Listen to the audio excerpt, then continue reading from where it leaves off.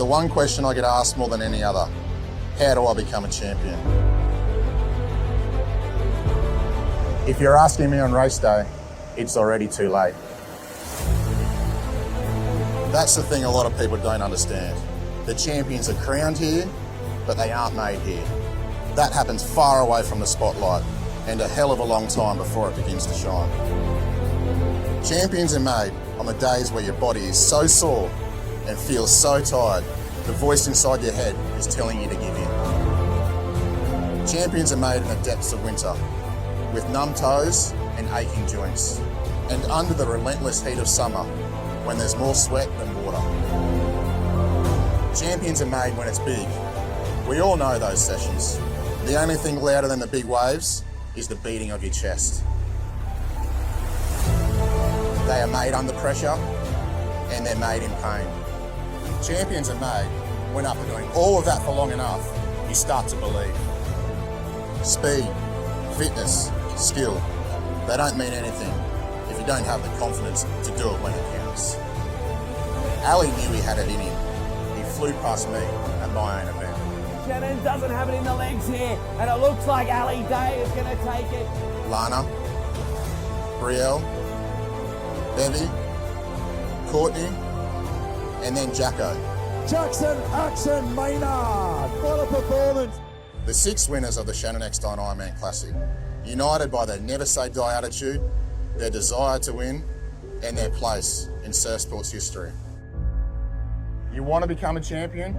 This is your chance. Welcome to the Shaw & Partners Summer of Surf, the Shannon Eckstein Ironman Classic.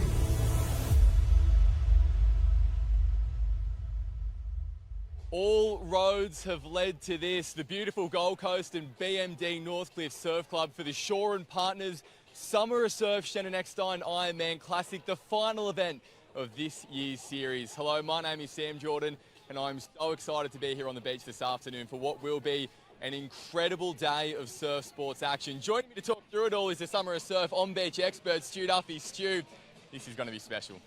It is special, and it has been special. We've had a wonderful series so far.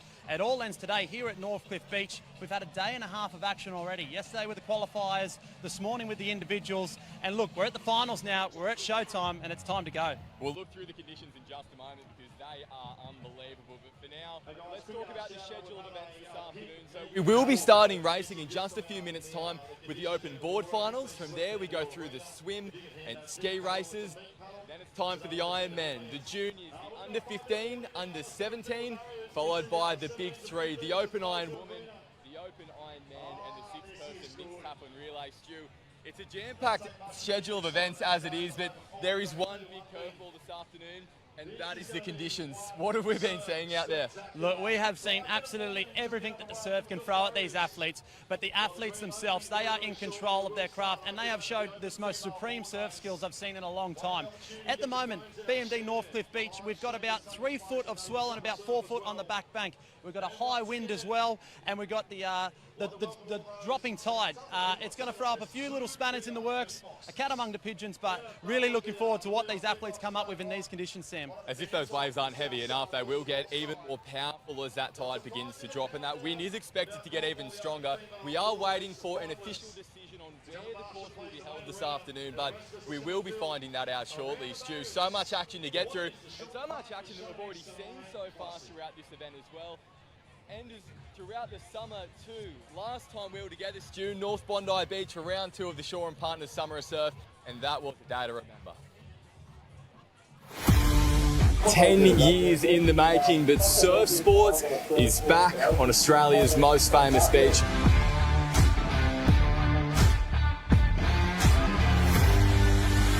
We've got the Shaw & Partners North Bondi Surf Club Classic on the line. Look for them to explode off the start.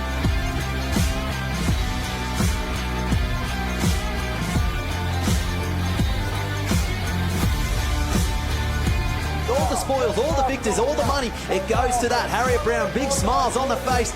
It's been a little bit of a journey for me to get here with injury and all of that, so it feels so good to come back and win at Bondi. The big boys of the sport, Jess. Here we go. We've got the open Ironman here in the water.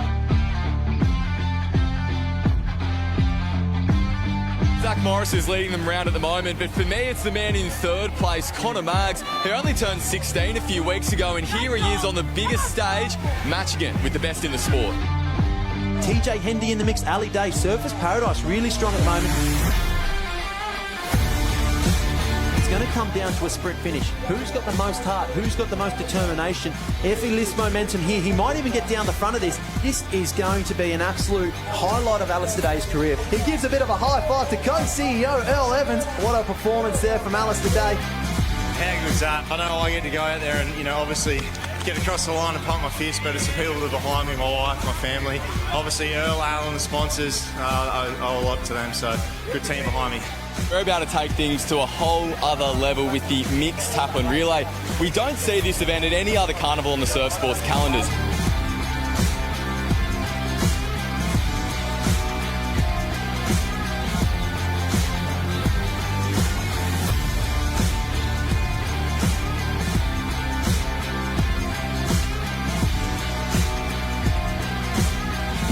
There's a big smile on the face of Trim. They're going to erupt on the beach right now as Newport come across. There'll be a big celebration. They all celebrate. Riley Fitzsimmons, though, he's not dead and done. He's going to come back, but it's going to be Mitch Trim.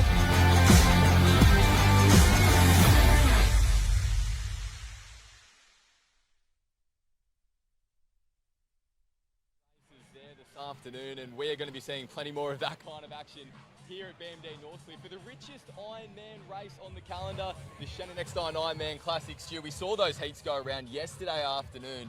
There was so much to look at. There was action in every single race. Absolutely. So much to unpack from yesterday afternoon. So many good races, but you've got to go with the home beach. You've got to go with the home beach girls. That is Georgia Miller, Harriet Brown, Danielle McKenzie, current series leader, Sam.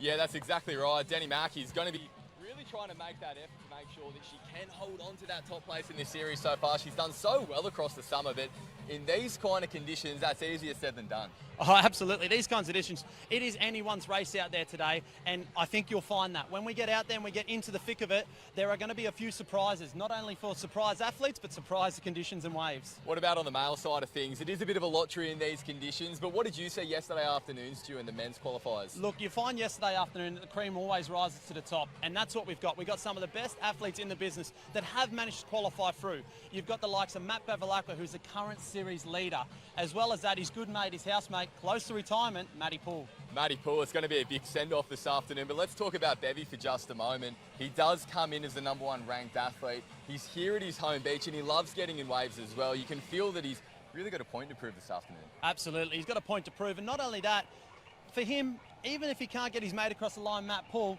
he's such a good friend for him that he'll probably want to dedicate that race victory to him, or the series victory to him, if he can, from all the years that they have trained together, all the way back to Mooloolaba, Kurrawa, and now at their club, BMD Northcliffe. It's been a big journey, and it's been a big journey this weekend as well. The Dash for Cash yesterday afternoon saw $5,000 go on the line thanks to Shaw and Partners. It was short, it was very, and it had the whole beach on its feet.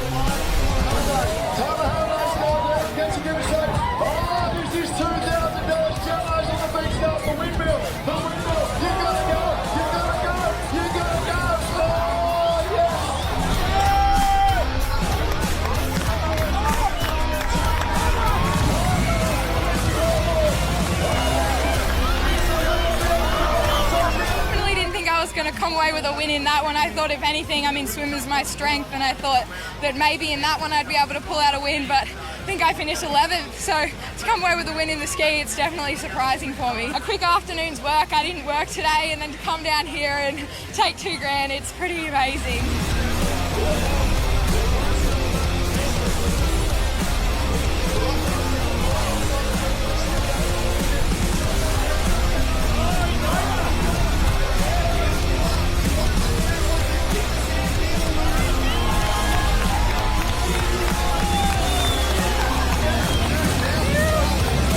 So stoked, can't even explain. I knew Corey was quick, and I was like, well, I've got that little bump in front of him, so if I chase that and get away, there's no chance he's catching.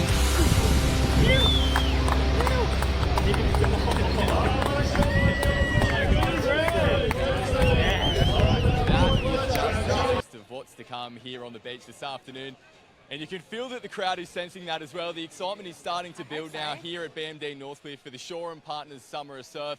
Let's go now to our on-beach commentator, Dom Loudon, who's joining us this afternoon from one of the best seats in the house. Thank you so much, Sam. It is absolutely a pleasure to be here at the Shore and Partners Shannon Eckstein Classic here at Northcliffe Beach. I'm in a prime position. I'm actually in between the two VIP tents.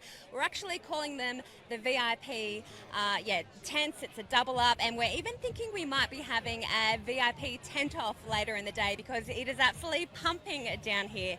And I'm very lucky to have found a star of a different sport, Brody Kostecki. He is a supercars driver with Erebus Motorsport Racing, and he is here today to watch his very first Shannon Eckstein Classic. Brody, first of all, what do you think about the atmosphere?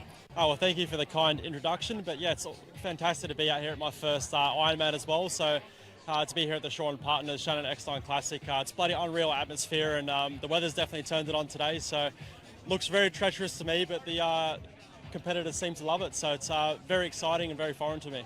Now, you have spoiled us big time today because you have actually brought one of your cars with you, and it has some very special livery on it, Shore and Partners and Summer of Surf. Can you tell us how this all came about and how cool it looks? Yeah, well, Shore and Partners have come on board. Earl really wanted to bring down a supercar and put it on display here, so yeah, that's what we have here, and it's been cool to see so many people around it, and it's this type of sport's very different to ours. It's requires a completely different style discipline, I'd probably call it, and it's been great to have a chat to some of the competitors and sort of exchange what we do throughout our sports.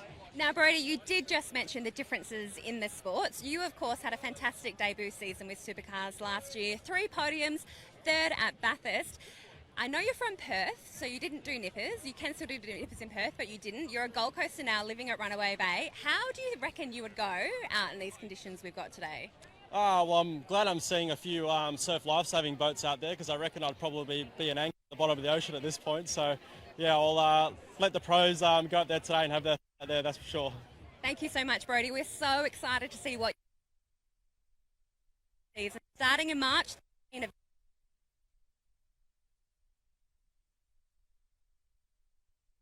Managed to find a man who is a pretty big deal in these parts of surf lifesaving. He's a pretty big deal at this event. He is none other than Shannon Eckstein. Shannon, first of all, how are you loving the beach chairs and the vibe here? Yeah, it's a great atmosphere. BMD North, they've done a great job setting it up during the week, and we've had some great action this morning, and looking forward to this finals package so much. Absolutely everyone wants to know, Shannon, is there racing going to be out the back today? But we're starting with the open female board, male board, that'll be in the gutter. Open female ski will be in the gutter, but then we're pushing for the open male ski to go at the back. So that'll give us a good judgment of how it's looking at the back and whether the irons go at the back later on in the day. What can we expect then?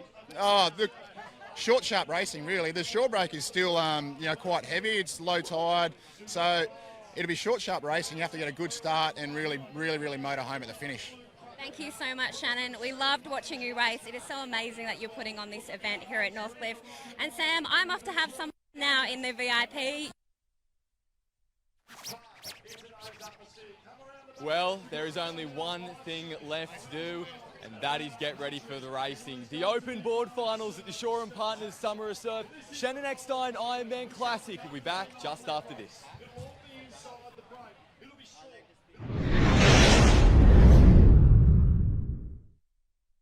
When you don't need to worry, there'll be days like this. When no one's in a hurry, there will be days like this. When all the parts of the puzzle start to look like they fit.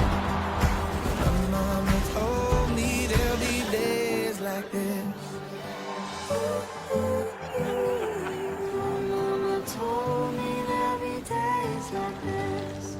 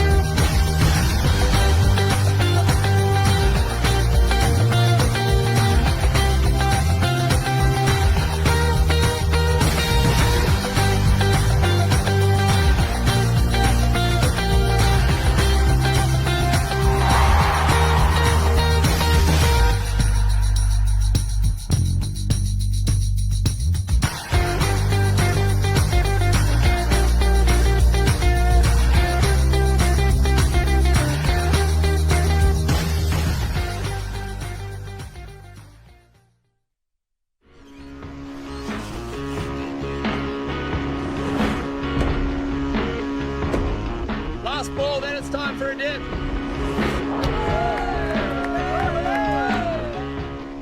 Hey, flags are this way. It's just a quick swim. Yeah, but it's choppy out there. Mate, look at us. She'll be right. She'll be right. Won't save your life. Come on.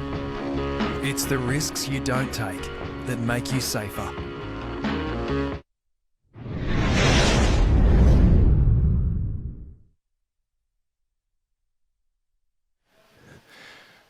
Hello and welcome to the Shore & Partners Summer of Surf, the Shannon Eckstein Ironman Classic. You can see the scene at the beach here.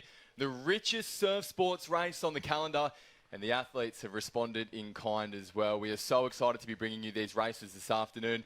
And Stu, it's all about to kick off with the We Are Feel Good Inc. Open Women's Board Race. Absolutely, and we look at the open female board race here, and we'll get our current series leaders. That's Maddie Spencer there of Newport, Lizzie Wellborn also of Newport, and then Hannah Scully of Northcliffe. So there's a lot on the line here. You've got the We Are Feel Good Inc. Series on the line. You've got round 3 on the line, and you've got plenty of girls on the start list. It's a star-studded final as well. You mentioned Maddie Spencer there. She's in position number 3 on the start line. Naomi Scott from Manly has been so impressive throughout this series, as has Tiani Massey as well from Maroochydore. Courtney Bryant from Maroochydore, to a clubmate who has done really well to impress so far throughout this event. Carly Northern from Surfers Paradise is a name so familiar to surf sports experts. But they're looking further down, Stu. Harriet Brown from BMD Northcliffe and Lizzie Wellborn from Newport. They are two athletes who had a classic finish the last time around. So they will be the ones to watch when we get this race underway shortly. And that's it. We round that field out there with Bella Williams of Swansea Belmont. For my mind, it's Harriet Brown. She is the in-form athlete. She's the in-form competitor. And I think for her, she added that little bit of the bow to the bowstring and the board. She's untouchable at the moment. I don't know if anyone can beat her today. That's for me. That's where my money's at. That's where I'm leaning towards. But you have a look at this. Hannah Scully. She loves the surf. She loves she loves these conditions, Sam. A few smiles and a few waves on the start line. We do wonder whether those might be a little bit forced given what they're about to go through with the surf at the moment. But everyone's got that right attitude about racing in these conditions, Stu. It's big. We don't know what can happen. You just have to give it your best go. And not only is it big, it's fast racing. It's short racing, fast racing, a lot shorter than what these athletes probably train for and are used to. With that, it throws up these results that we're maybe not expecting from time to time. This is really what you say. Once you're in the final, anyone can win. And we mean it when we say anyone can win this race right now. They're just in the starters' hands, getting their final briefings, the officials making sure that course is set up correctly, which has been such a tough challenge for them so far this weekend. The way that water is moving from the south to north, we all know it so well along the Surfers Paradise stretch. It has been really challenging on the beach as well, mind you. You can see a few rugged up people there. Rain passed through a while a few hours ago, actually, so I think everyone's pretty happy that it's stopped for now, but it is going to be really tough racing out there. And that's it. You only have to look at the stream right now, and you can sort of see the picture of what the athletes are dealing with today. That it's these tricky, challenging conditions. But I have to say, so far today, I've been super impressed with how the athletes have responded. They've stepped up to the challenge, and it looks like they're ready to go once again. That is what they are about to be taking on, the punchy shore break at BMD Northcliffe for the We Are Feel Good Inc. Open Women's Board Race. And they are off, making their way out into the water for what is going to be an incredible race, Stu.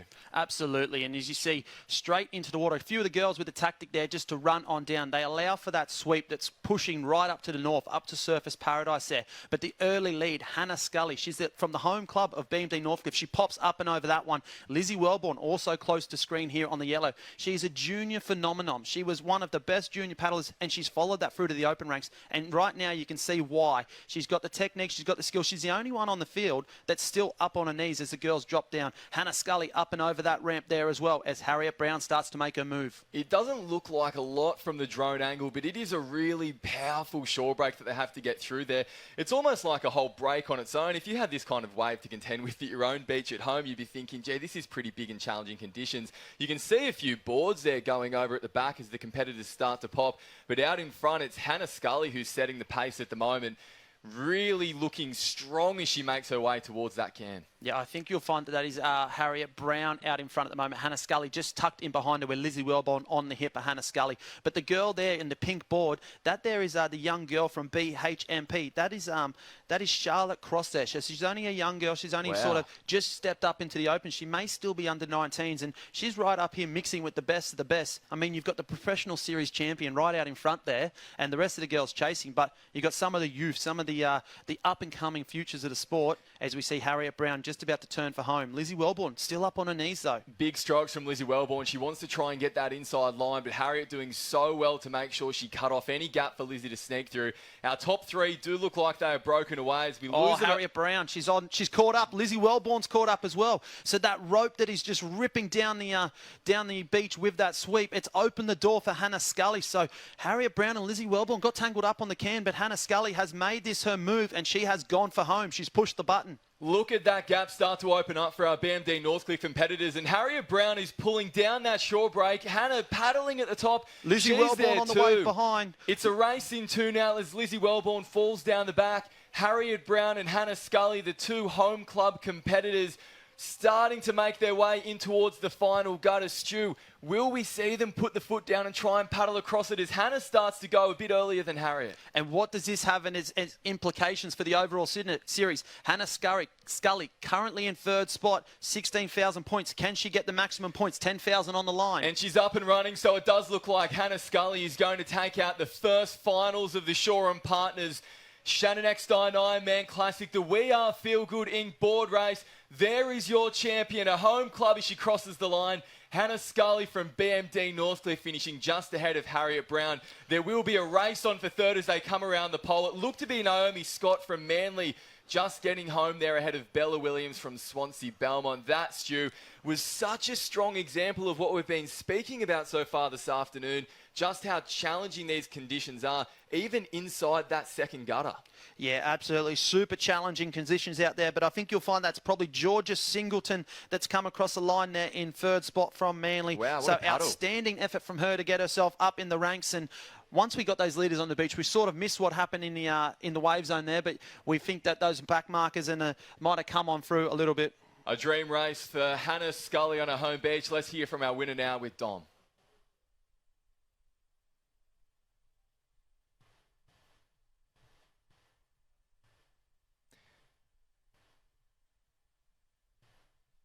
It looks as though we might just be having a technical issue on the beach at the moment. These conditions might be fun for us to race in, Stu, with the wind and the big waves. Wide and it certainly sort of doesn't work make through it that easy gutter to to just beat Haz.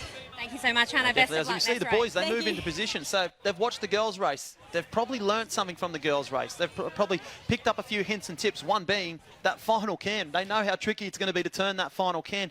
Just because that water's pushing up against it, you'll find that when they went around, they got caught up, and that's where they got into a bit of mischief. Let's have a look back at that We Are Feel Good Inc. Open Women's Board Race. There was some waves to contend with. The southern end of the line putting the work down to get through first. We thought it was Hannah Scully, but Harriet Brown led them around.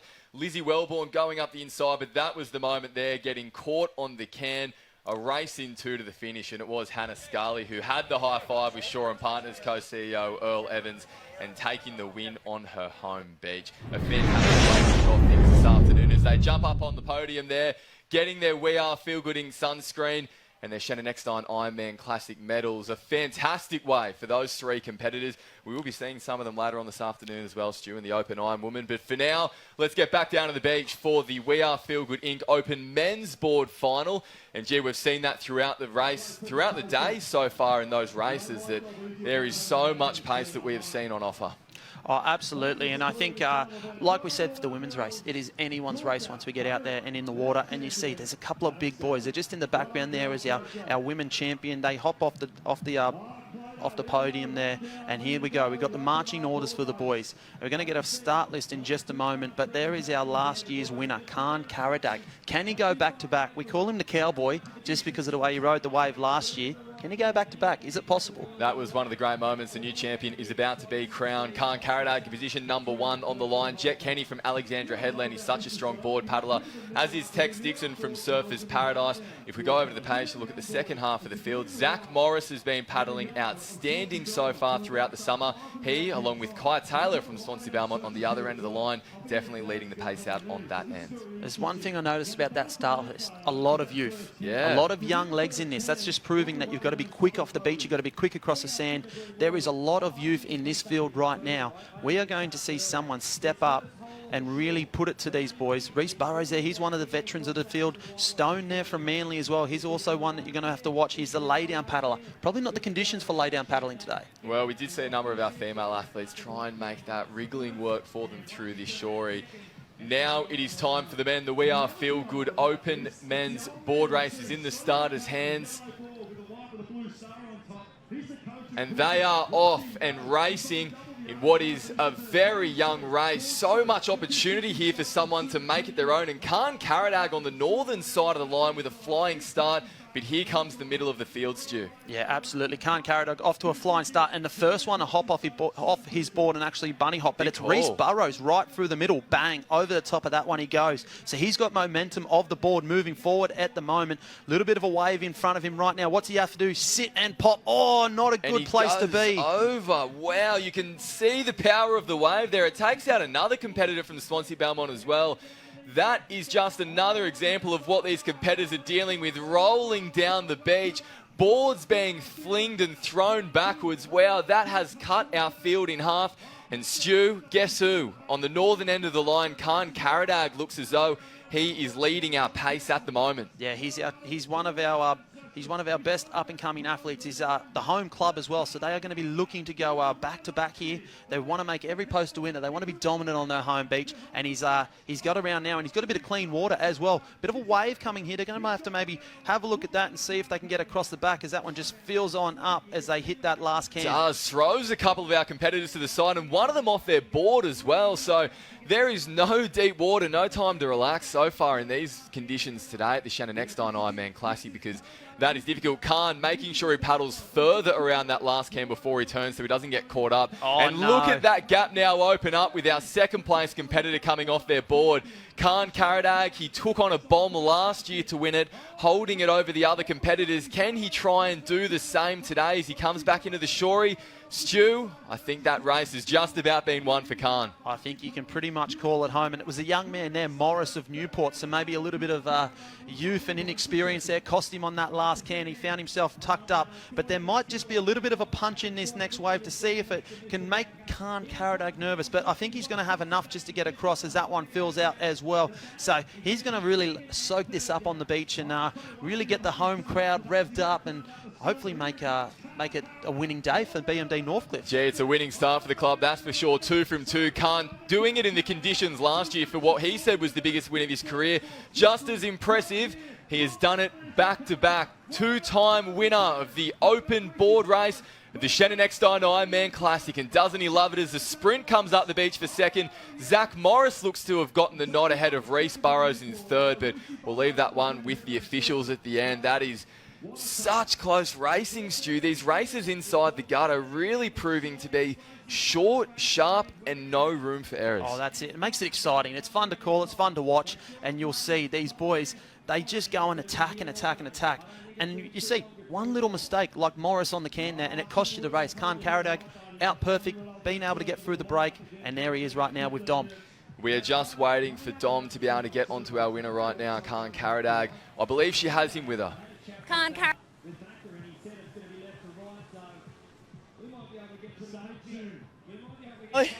Short shot racing there in the gutter. You just got to work the side. It's pretty much race done from there. How good is it to have 2 wins now for North? Hannah Scully yourself, are you going to be the club that's just going to dominate today? Yeah, pretty stoked. Hannah won the girls on the board. I think last year Hannah won the girls and I won the boys board last year, so we're going back to back. How do you now prepare for the next race when you know that sweep is so strong like it is? Definitely going to go a little bit more to the right for swim, board and ski. Don't have to angle too far down the beach, but yeah, it's good to know. Thank you, Khan. Congrats again. Thank you. Let's go Prezzo now. Back-to-back wins for Khan Karadag on one of the most competitive stages the sport has to offer. That is such an unbelievable achievement. He looked so strong, Stu, throughout that race. We are going to have our race recap in just a moment because, gee, there was carnage at the start of this one. It was unbelievable. And yeah, you look at the start here and you can actually see the starting position of Khan Karadag is right up on that northern side. He's got the most room to work to get back onto that can. Once he found that northern side, he found that alley through, he was around that can. And right here, we're about to see where it all goes so wrong. We had competitors coming off their boards at both the first and second can. An open men's board race, that's unbelievable to see. But Khan, he loved seeing it. It meant he had a wave on his own. He got to soak it up as he ran up the beach, a few fist pumps. And then as he came across the line, picking up that Shaw and Partners tape and loving every second of that. And that's it. It's probably one for him that his season maybe hasn't got off to the best start for him. He's probably looked to build on his win from last year and hasn't been able to take that momentum in. You can see he's going to be in the Open Ironman final later. He's got a bit of momentum, a bit of confidence. He's definitely going to be in the mix when we get to that. I think our swimmers in the Open Women's Surf Race will have watched both of those board races with plenty of interest. The way that the boards were pushed around by that sweep, Stuart's going to make swimming through this such a difficult challenge. Yeah, absolutely. It is the Mr. Strange Eyewear swim race. We've got the start list coming up right now. No start list here. Well, let's go through a few of the highlights then. You've got Zara Tasaki there. Bella Williams on screen right now. Always happy, always smiling, isn't she? Yeah, you're hard not to smile at the moment when you're racing in conditions like these. We train hard in the flats, Stu. We do all of the fitness work and speed work to be able to handle those days, but there is a smile that lights up when you walk onto a beach and there's waves like we have today, even if it does make you a little bit nervous in knowing that you're going to have to try and tame them as well. Yeah, it's going to come down to skills here, and it's going to come down to management. Who's got the best strategy? Who's got the best management out there in the water? Because what's going to happen, they're going to get there, they're going to hit that can. They need to be right in the mix. As you see, Emily Doyle's going to round out that field of Newport closest to screen right now. They are in the hands of the starter, and they are away. They're going to make their way a long way up the beach here, Sam. Yeah, that's exactly right. A long run to start things. We've seen the sweep in action, and that is exactly what we're seeing in force now. The tactics behind that as well, making sure that you run further up the beach so you can be pushed back onto the first can. And it did look like Emily Doyle from Newport, who did make the goal of it and took the most direct line to get into the water first. Stu, you noticed that she was wearing an orange rash vest. That's something we're going to see throughout this afternoon. She is our series leader, and that is how we identify her. And straight away, well, she's powered to the front, and now she's up and waiting. So you spoke about that dropping tide a little bit earlier. That is it on show now. Yeah, that dropping tide allows these athletes to be to get up onto that second bank and work their way across and through that bank. And as you can see, it's your series leader, it's Emily Doyle. She probably had the advantage in this race here where she started position 40. That meant she had the least amount to run, but even then she backed her ability and she attacked, because you see some of the girls that went a little bit further, she's actually on the more southern or the more northern side of the south. So she's really stuck to her own tactics, stuck to her own race. As you can see here, the Beam Dean Northcliffe girls start to work their way into the race as well. Yeah, that's right. Just what line these athletes took as they try and line up that first can is really what's going to be the number one determinant so far this afternoon, because you saw in the board just how much you have to get that right. The swim, that importance is tenfold, because I dare say it, if you miss that can, it's going to be very hard to swim back onto it. Oh, for sure. It's almost race over. You miss that can, it is done. Your day is over. You may as well turn around and go in and just hand your decal into the judges right there. But as we can see, the girls, they make their way into the open water now. And it could be that Manly cap of Naomi Scott, quite possibly out in front at the moment. And on the heels of her, it might be that of Taylor Halliday from the Alexandra Headlands Club. But as they turn now, they're caught up on that. Look at that. Whipped around there. So these girls are still going to struggle to get around that there. Haven't quite timed it perfectly. We're going to have a bit of carnage on this can right now. A clean run for our leader made all the difference, because you can see those competitors now getting caught around that first can. And look at the gap that has opened up for our leader. We believe that to be Naomi Scott from Manly. She's currently sitting in 3rd place on the overall series so far this summer. Her swimming has been unbelievable so far throughout the first 2 events. If she takes the win here, Stu, that will be the series wrapped up for her. So no wonder she's swimming with a bit of intensity and a bit of determination, because that line is getting closer and closer with every stroke. And chasing her is Lani Pallister, and there's a wave underneath her right now. So Lani Pallister of Alexandra Headlands, she would have loved this race to be a lot longer than what it is. She is a distance specialist, and she is a swimming superstar. One to watch at the Olympics and the Commonwealth Games coming up as Naomi Scott tries to fight over the top of that. I think she's left the door open here, Sam. The door is open, and especially because of the fact that Lani has taken a more direct line, Naomi is going to have to try and milk this little body wave for as long as she can. Outstanding body surfing to hold it, and she goes through the backwash as well and stays with it. But there's a bigger one behind with more competitors on, Stu. Yeah, absolutely. As you see, the wade starts now. She's just trying to get out and in front, but someone goes straight past her on that wave. Surf skills there. Unbelievable. From the young girl of Alexandra Headlands. It does look like it's got the 2 stripes. It's a Newport. It's our series leader. It's Emily Doyle. That was as good body surfing as you will see anywhere in the sport. And now it's a race into a drag race towards the sand. Naomi Scott looks as though she might have a slight advantage at the moment over Emily Doyle, but it's all going to come down to this run. Naomi Scott is up and running. Emily Doyle a slight stumble, and Naomi puts the foot down now. It looks as though she's starting to extend that lead. A big smile on her face. She thinks she's won it, and as she rounds that flag, she has certainly done that. The Mr. Strange Eyewear swim race champion, Naomi Scott from Manly.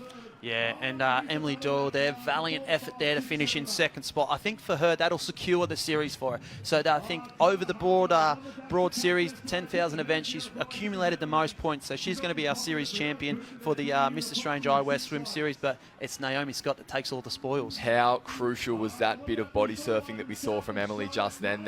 It may have won her the overall series. So for her to have pulled that wave was so important, but Naomi Scott, such an unbelievable swim. She did that from start to finish. Stu, it was the work that she did after the back of that little shore break and getting to that first can that sealed the win for her, because it opened up a huge lead, and although that did get eaten down, she was able to hold on to claim victory here this afternoon. Now she's with Dom on the beach. Naomi Scott from Manly. Naomi, Sydney represent. Congratulations. How tactical was that race for you? Yeah, it's pretty tricky. Those conditions are super tough out there. Like, there's a massive sweep and then also a bank to tackle as well. So I sort of just cut it a little bit finer, and it ended up paying off. I got through that break pretty quickly and managed to get away from the rest of the girls and sight the can. So yeah, it's definitely a very tricky race and lots of skills involved there that I learned back in Nippers. So it was good to be able to use them. But yeah, really happy with that race. Love hearing the throw to Nippers. It definitely paid off. And the body surf. Have you been practicing that leading into this Shaw & Partners Shannon Eckstein Classic? Yeah, for sure. Always practicing my body surfing, something I've really had to work on. Come from a swimming background, so getting those surf skills in is always really important. But yeah, it's just an awesome event, and Northcliffe have put on a really great carnival along with Shaw & Partners, and I'm just super grateful to be here. Naomi, congratulations. I know you... Thank you very much. Well, Naomi mentioned her background in swimming there, and that was on show this afternoon. You can see that in the Shaw & Partners race recap that we're seeing now. A stacked field, a fast sprint down the beach to try and get that direct line, but once they did all straighten up, it was Naomi on the northern end of the start line who really made it work for her. The work that she did now coming into that first can, Stuart, set up and won her whole race. Yeah, absolutely. You can see the girls get absolutely slingshot around that can. Once they go past it, it is almost game over. And it looked like it was a sizable lead that was unable to be eaten into. But then Emily Doyle, the surf skills came into play. She found that wave and she rode it all the way out. And it became what you said, a drag race in two. A drag race to the finish. Naomi Scott had the legs as well. Had the smile too. She knew she had it from the time that she stood up, taking the win across the line there. Certainly a really impressive swim for Naomi, as we have seen all summer. Now it's the men's turn. The Mr. Strange Eyewear Open Men's Surf Race is on the line. Just getting their final briefings from the starter. Another jam-packed line, and it does look as though, Stu, that we are having guys double up and get in behind the front line of the start to make sure that they can be as close as possible to that southern end. Yeah, you'll probably find those are the boys on the northern end. They've pulled rank 1. It's just not going to work for them. They know they're going south, so, they're going south, so they may as well tuck in behind, second line. Look, the race isn't won at the start here. It really isn't. These boys will go off like the clappers, but it's not one right now. It's like they're packing a scrum, Stu. There's guys stacked behind 2 or 3 deep there on that southern end. There is going to be bodies flying when they fire that starting gun, which they are just waiting now to do. But you do look at the guys who opted to stay at the northern end of the line. I noticed there Kai Kinsella, he wants a bit of room, and for good reason. He's one of the strongest swimmers in the field, so maybe he took a little bit of insight from Naomi just then and saw that she made it work for her. It looks as though they are in the starters' hands. And now racing in the Mr. Strange Eyewear Open Men's Surf Race. Elbows were flying on that southern end of the line, but now it's a flat-out sprint as they make their way down the beach. Yeah, and you can see the argy-bargy off the start there. I'm glad you mentioned Kai Kinsella. He's a funny character. He swims in the ocean and the ocean alone. He doesn't actually do a pool swimming session, which is almost unheard of. And so you will see if there's a bump in the ocean, a wave in the ocean, he will find it and he will surf it all the way in. So he's one to definitely watch on the way home as we see our orange jersey out in front. I was going to say Kai Kinsella making a really strong start, but that's Joe Collins, who had the speed across the beach, which we certainly know he has. A much straighter line as well. He didn't run down as far, but he has made it count for him. Dolphin diving through these waves. Stu, what are these competitors feeling at the moment? This is a swim race, but they've sprinted down the beach, a little bit of swimming. Now they're back on their feet. That must be tough on the body. Oh, it's extremely tough on the body. And not only that, you've got the conditions like you've got. You're getting thrown around like you're in a washing machine. It pulls you from pillar to post. Your shoulders will be busting out your joints. But you can see there, Nick Sloman has started to make his way into the race, and he's joined up there with Joe Collins. So Nick Sloman, he's probably a class above this field in terms of swimming ability. But these boys are surf swimmers, and he is an open water swimmer, pool swimmer. So he's a class above when it comes to swimming, but these boys might just get him in the surf skills department. It looks as though the men are really starting to come down to the north now, so it looks as though that means they maybe overcompensated just how much that sweep would pull them down, because there was a lot of sideways swimming there, and Nick Sloman opens up his lead further and further over Joe with every stroke. Oh, look at the rough and tumble at the hand there. But what you saw there was still some of those boys on the inside alley. They sort of wanted to hit that can as you do, because a normal training session, you hug that can as close as you want. But right now, as soon as you hug that can close, you're shot out the back as Nick Sloman turns for home. Joe Collins, our series leader, bottom of the screen right now. Wander through the middle. That'll be Steiner there of Wander. He picked up the cash yesterday afternoon in the dash.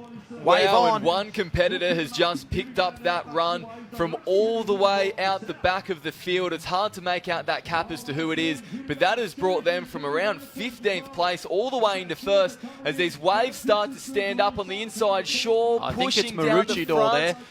That is as Adam good Palmer body there from surfing Maroochydore as you will ever see. Adam Palmer, absolutely unbelievable skills, and will he get down the front of this next one as well? That is breathtaking, Stu. That is jaw-dropping skills right there. The way he picked that up and where he picked that up from, it is unbelievable to think he's got as much out of that wave as possible. But it's hard to see him right now if he's further along in this gutter. I'm struggling to pick him up on camera, but I think it's the Palmer brother there from Maroochydore out in front. He's on the beach. He's no on wonder the beach. We can't see him. He is taking it home. That is what good body surfing does for a swimmer. He can trot it up the sand and soak up this moment. Adam Palmer with an absolutely unbelievable display of surf skills to win the Mr. Strange Eyewear Surf Race. Matt Palmer, his brother. Well, we saw Adam last year, I believe, win the board race at this event last year. This time it's Matt's turn. Gee, they look identical and they swim like it as well. Two incredible athletes. They're both supreme athletes. As we see Nick Sloman, he's going to finish it off the round to get second on the podium. And then Joe Collins, our series leader, is going to have another strong performance, a third. So I don't know where that sits in the overall series. I think Joe Collins does enough, a bit too much for Nick Sloman to make up with without a series win, but we do have to apologise to Maddie Palmer. They're almost identical, so you can probably forgive us there, but they are brothers and they've been confused their whole life, so I'm sure they're used to it. Matt came from the clouds to win that race, and he certainly earned it. Our winner is on the beach with Dom to talk through what was an unbelievable swim. Maddie Palmer, not his brother. Maddie, you came up with the wins today. That looked like a seamless race for you. Take us through it. No, I was actually third gun around the cans, and I was just lucky to get a body wave all the way in and, got over that line, so I'm stoked. Now, it's pretty heated. Yeah, I got a couple of fish and a couple of feeder going around the can, but yeah, a lot of people got stuck and I was going straight around them, so I'm happy with that. How much does this give you momentum now, this race win for the rest of the afternoon? Yeah, coming in the back end of the season, I'm feeling really good, especially coming over COVID at the start of the year. I kind of backed off and I'm just trying to get back. I was actually in hospital on Wednesday with heart conditions, so I really shouldn't be racing, but I know that I'm happy. Okay, Maddie, let's hope your doctor's not watching then. Back to you, Sam and Stu. Yeah, I think that the doctor will be having a heart condition of his own. Wow, that shows just how tough Matt Palmer is. He did it the hard way in this stacked field of the swim race, Stu. Absolutely, did it the hard way, and I don't know what's more breathtaking, the fact that he's in hospital on Wednesday or the fact he's gone up with the body surfing skills that he has. But you see the boys, they got out to that shallow bank, they start to wade through, but it was Nick Sloman right here. He had one hand on the cup, he had one hand on the victory, and then here we see turning for home. Take it away from us from here, Sammy. He just started to crest that little wave. You can see him about to start to come through. It's on that next wave. He picked it up, held it all the way pretty much through to the inside bank where he could stand up and take it in. Look at the gap that was opened up for that swim. A slow jog up the beach for Maddie Palmer, and he got to enjoy every moment of that. Wow, that was surf skills as good as you'll ever see. Absolutely, I'm still a little bit speechless with that. You don't see surf skills like that every day. I think the people at home watching on the stream may not appreciate what's just happened out there, because we've been here all morning. I don't think I've seen someone take that all the way through the gutter all day long. As that tide's dropped, maybe that's a bit more of an assistance, but there wasn't much in that wave, and it was sort of the old killer Kai. Get your head down, get the kick going, and just try and plane along as much as you can. He made it look easy, didn't he? Well, if the swim was throwing around our competitors, then our ski finalists are certainly going to be feeling that in just a moment, because the skis, although they are the fastest craft on the water, they also are the hardest to control and sit in. Our open women's ski race, the LSKD ski race, is on the start line. And looking at that start line as well, Emily Doyle backing straight up from what was a really impressive swim for her. Danielle McKenzie, we spoke about her a little bit earlier, Stu. She's our Open Iron Woman Series leader, and she's a ski specialist. She's going to be one to keep an eye on. So too Gemma Smith from Newport. Well, the two of them have had incredible battles all throughout this season, but when you look at the star-studded finalists throughout this race, well, in conditions like these, it's anyone's. Well, that's it. I think that's the tune of the day. Conditions like this, anyone can possibly win, but someone who I think could surprise. If we go back a couple of years, it wouldn't have been such a surprise, but maybe now Geordie Mercer. Oh, she could really surprise in a field like this, that on the big stage, the big dance, the big crowd on the beach, she could really put herself in the mix. She broke her paddle earlier this morning, so there's a bit of a story there. She might be just building through the ranks, building through the heats, ready to unleash in the final. Geordie also making her way into the Open Ironwoman final as well. It's so great to see her racing at the Summer of Surf, and so great to see her racing well too. She has had so much success in the past, and we know that she can handle these conditions. She's been doing it for such a long time. A shift in the start line for our competitors, so if they did manage to get an eye in Carly Nerthen making her way down, there is going to be another little change for them. Stu, I did get lucky enough to sneak in for a ski race earlier today.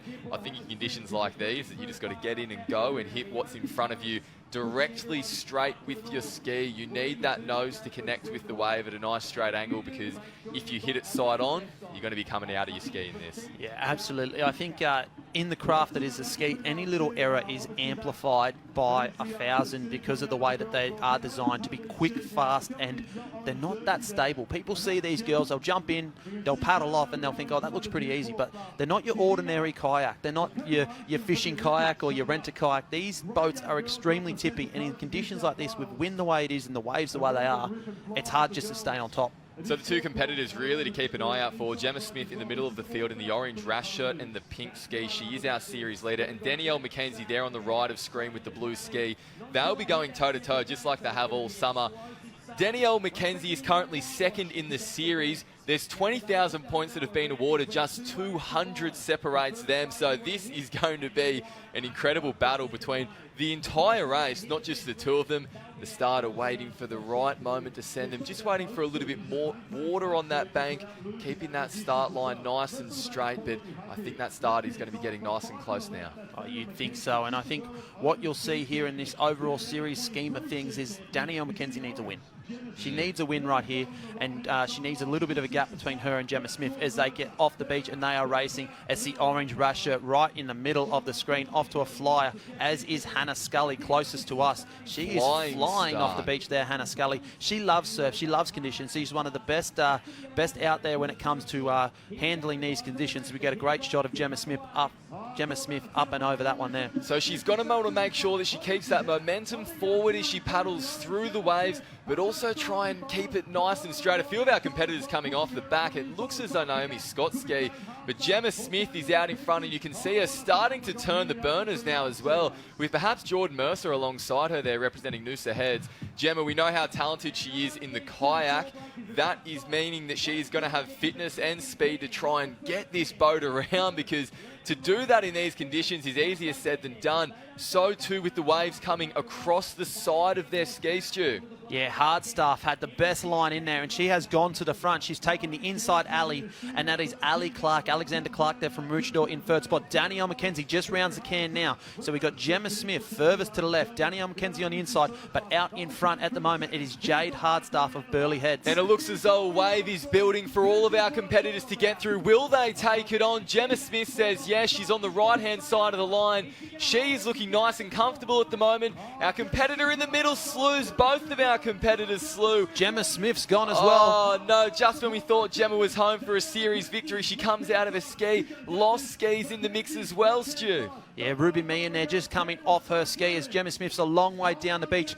Coming through on the centre here, trying to pick that up. It looks like an Alexandra Headlands club cap there. Could be Lucinda Kelly. She's a superstar paddler. Danielle McKenzie as well. Danielle McKenzie first on the beach. She's going to trot on up. She's going to take this one out, possibly the overall series. Lucinda Kelly in second spot, but Danielle McKenzie can really enjoy this one. No mistakes from Danielle McKenzie, and that has awarded her the LSKD ski race this afternoon. Stu, we almost didn't see her on the left-hand side of the screen, but she come around that can, works that run into the beach, and her surf skills have got her home there. That was such tight racing, and you can see how short that was as well. Danny biding her time. She made it count at the right moment, and now she's down on the beach with Dom.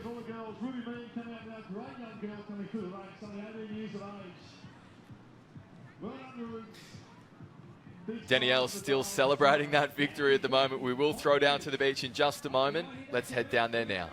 Danielle McKenzie, absolute legend. That was carnage out there. There were skis going everywhere. How did you manage to survive all of that? Yeah, look, it's exactly what you said, survival. We thought we were going out the back. We thought we were going in the gutter. No one really knew. Look, you just go in there, you start hard, you put your head down, you be safe, and yeah, I'm absolutely happy to come away with the win. How much does the racing that you've had over the past few weekends, when we have had so much swell on the Gold Coast, how much has that helped you prepare? Oh, look, it's helped me, but it's also hindered me. Like, I am really, really tired and taxed, but look, as you can see, anything can happen out there. You just got to back yourself, back your ability, and yeah, it's super, super fun. Another win for Northcliffe. Danielle, massive congratulations. Go and get ready for your next race. Awesome. Thanks so much to our partners, Summer of Surf. It's an absolute blast to be down here at BMD Northcliffe.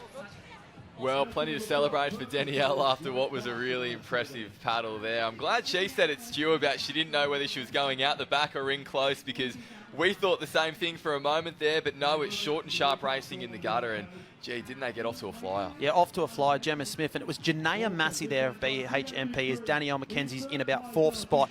Ruby Meehan, she goes there, she's sideways. Gemma Smith can't handle it either. She goes off sideways, and it's Danielle McKenzie that finds a safe passage in, and sometimes that's all you need. You need the ocean to go your way, You needed to be a bit of luck on the day and put yourself in the right positions. As we can see now, she's going to be able to stand up on top of the podium, take the LSKD voucher, and probably celebrate a little bit harder than she would have otherwise tonight. The smile on her face says it all. $500 from LSKD and a victory at a prestigious race like the Shannon Eckstein Ironman Classic.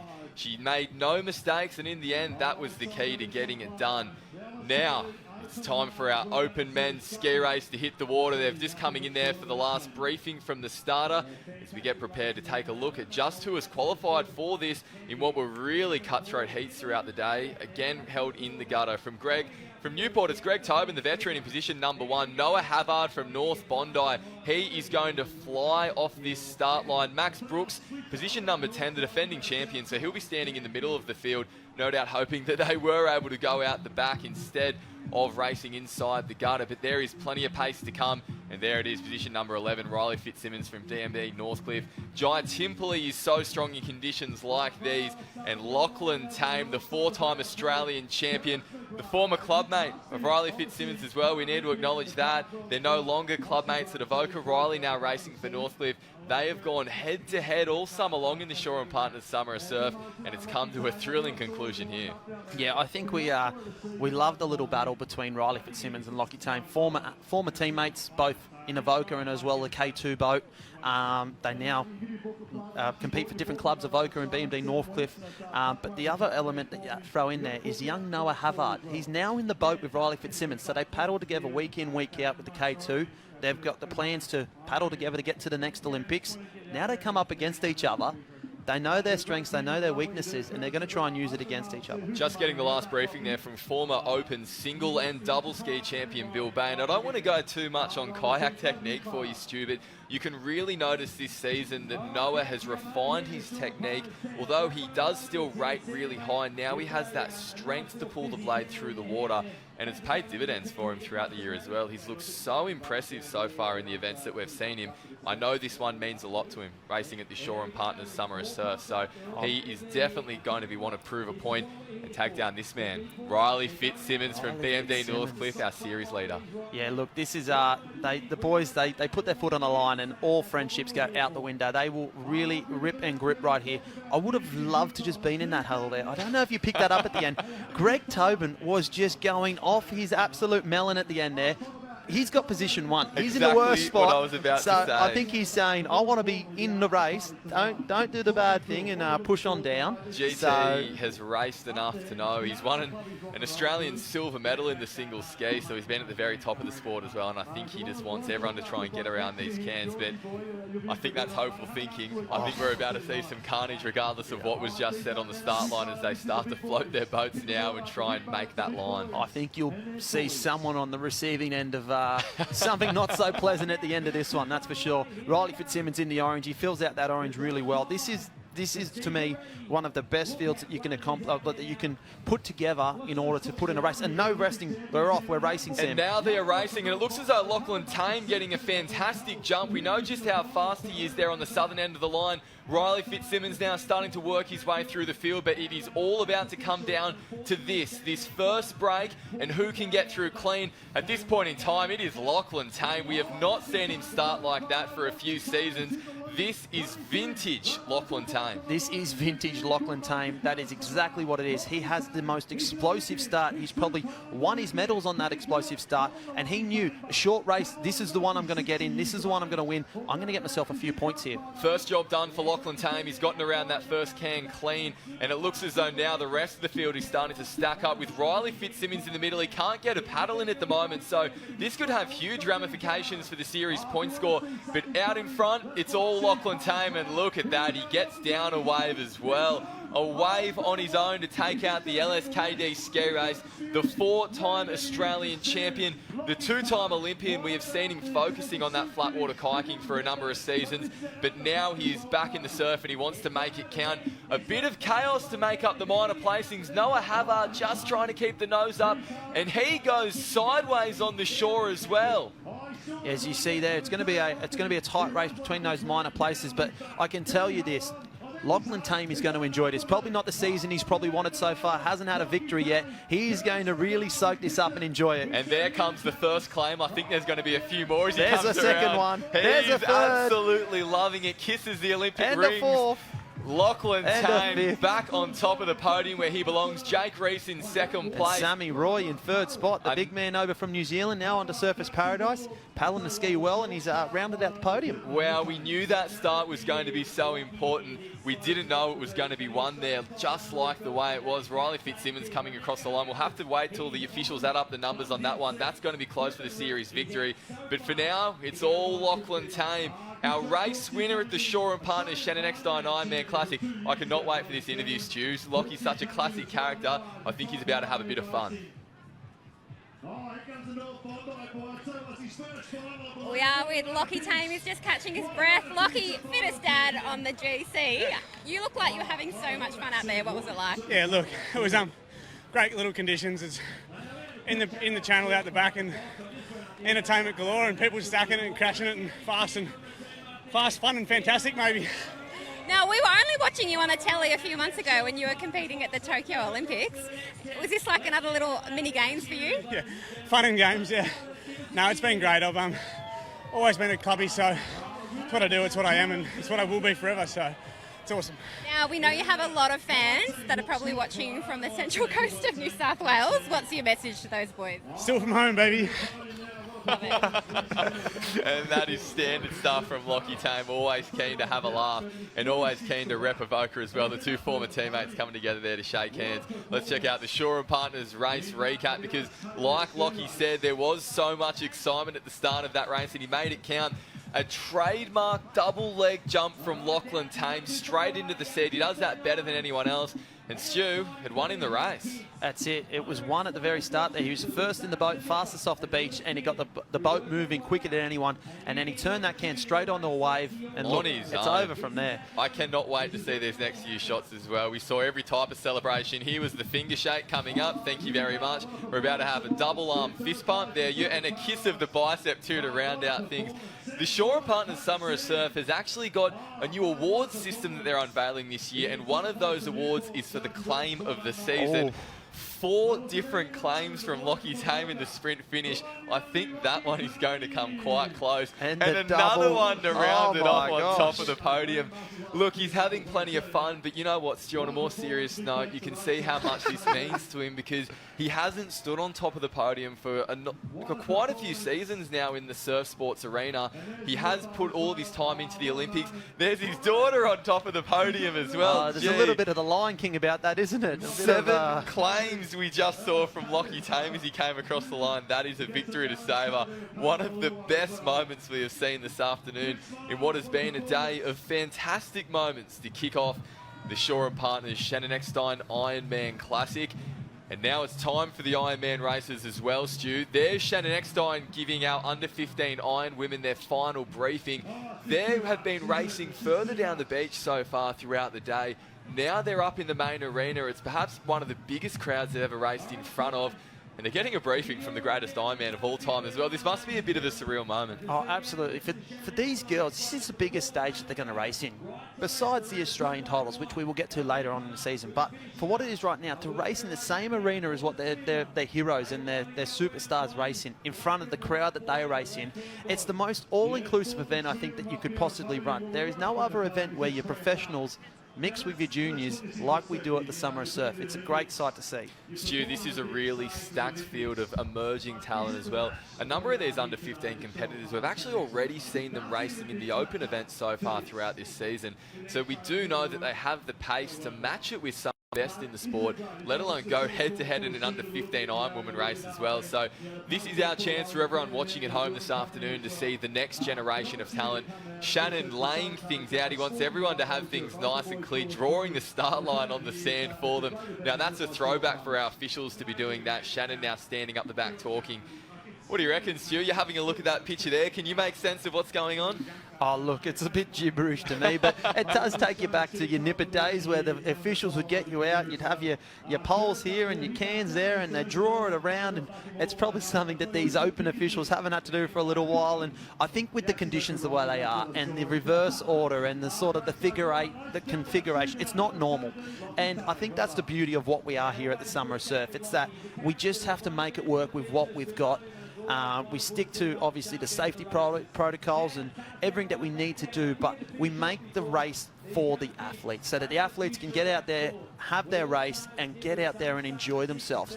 And if it makes for an exciting race for all of us on the beach, it's even better.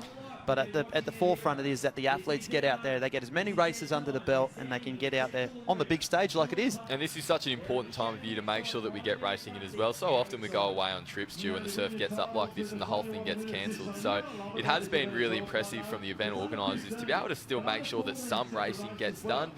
And having been out there myself this morning, it was fun racing too. Yeah, it is fun racing. Now, we've got a couple of up-and-comers here. Right there, North Burleigh. Raywood there at North Burleigh. She took out the under-15 swim earlier, so she's in form. We know she can swim well. And then in the girls, you've got Caitlin Reese there of Swansea Belmont and Ava Usher. They were 1-2. Ava Usher, the local girl, BMD Northcliffe. So a couple of names to keep your eye on there. Katie Reese, well, it's worth making note of her. She is 13 years old, competing up into the under-15s here at this event, and she won the swim race. Given that this is board first, I do want to make a point of pointing out to Tully from Redhead in the middle of the field. She has been the one to beat so far throughout the Summer of Surf, as they are off and racing in the first iron final of the afternoon. The wind blowing the board away from a competitor, going back into those running behind her. That is an example of just how strong this wind is. Wow, it's already separated the field as well, Stu. Yeah, these under-15 girls, they will have a race plan from their coaches and they will stick to it. The Opens are a little bit more experienced. They can deviate just a little bit. For these girls, they get out there, they get into it, and they are away. To me, that's going to be the young girl, Ava Usher of BMD Northcliffe. She's the local hope. She's the local up-and-comer. I think she's right in the mix there. She's a great board paddler, finished second earlier, so she's one that the locals will try and get across. New to the club as well, Ava, so no doubt she's going to have plenty of support from her senior teammates, and it looks as though she sneaks through that first wave too. There was a competitor from Redhead who also got over it, but wow, this shore break is causing carnage for our iron women as they make their way out. Yeah, and I got told earlier, a hot tip, that if Raywood is close enough in the swim, watch for her to come. So that was her just on that board there, the purple board that went up in the air. But I've been told if she's close enough that it gets to the swim, she's a red hot chance. But it's the young girl. I believe it is Usher there of BMD Northcliffe. We will put out the disclaimer that we haven't been watching the girls all morning. We're not used to their craft. We don't have a great start list here. So if we get it wrong, please forgive us. We're doing our best.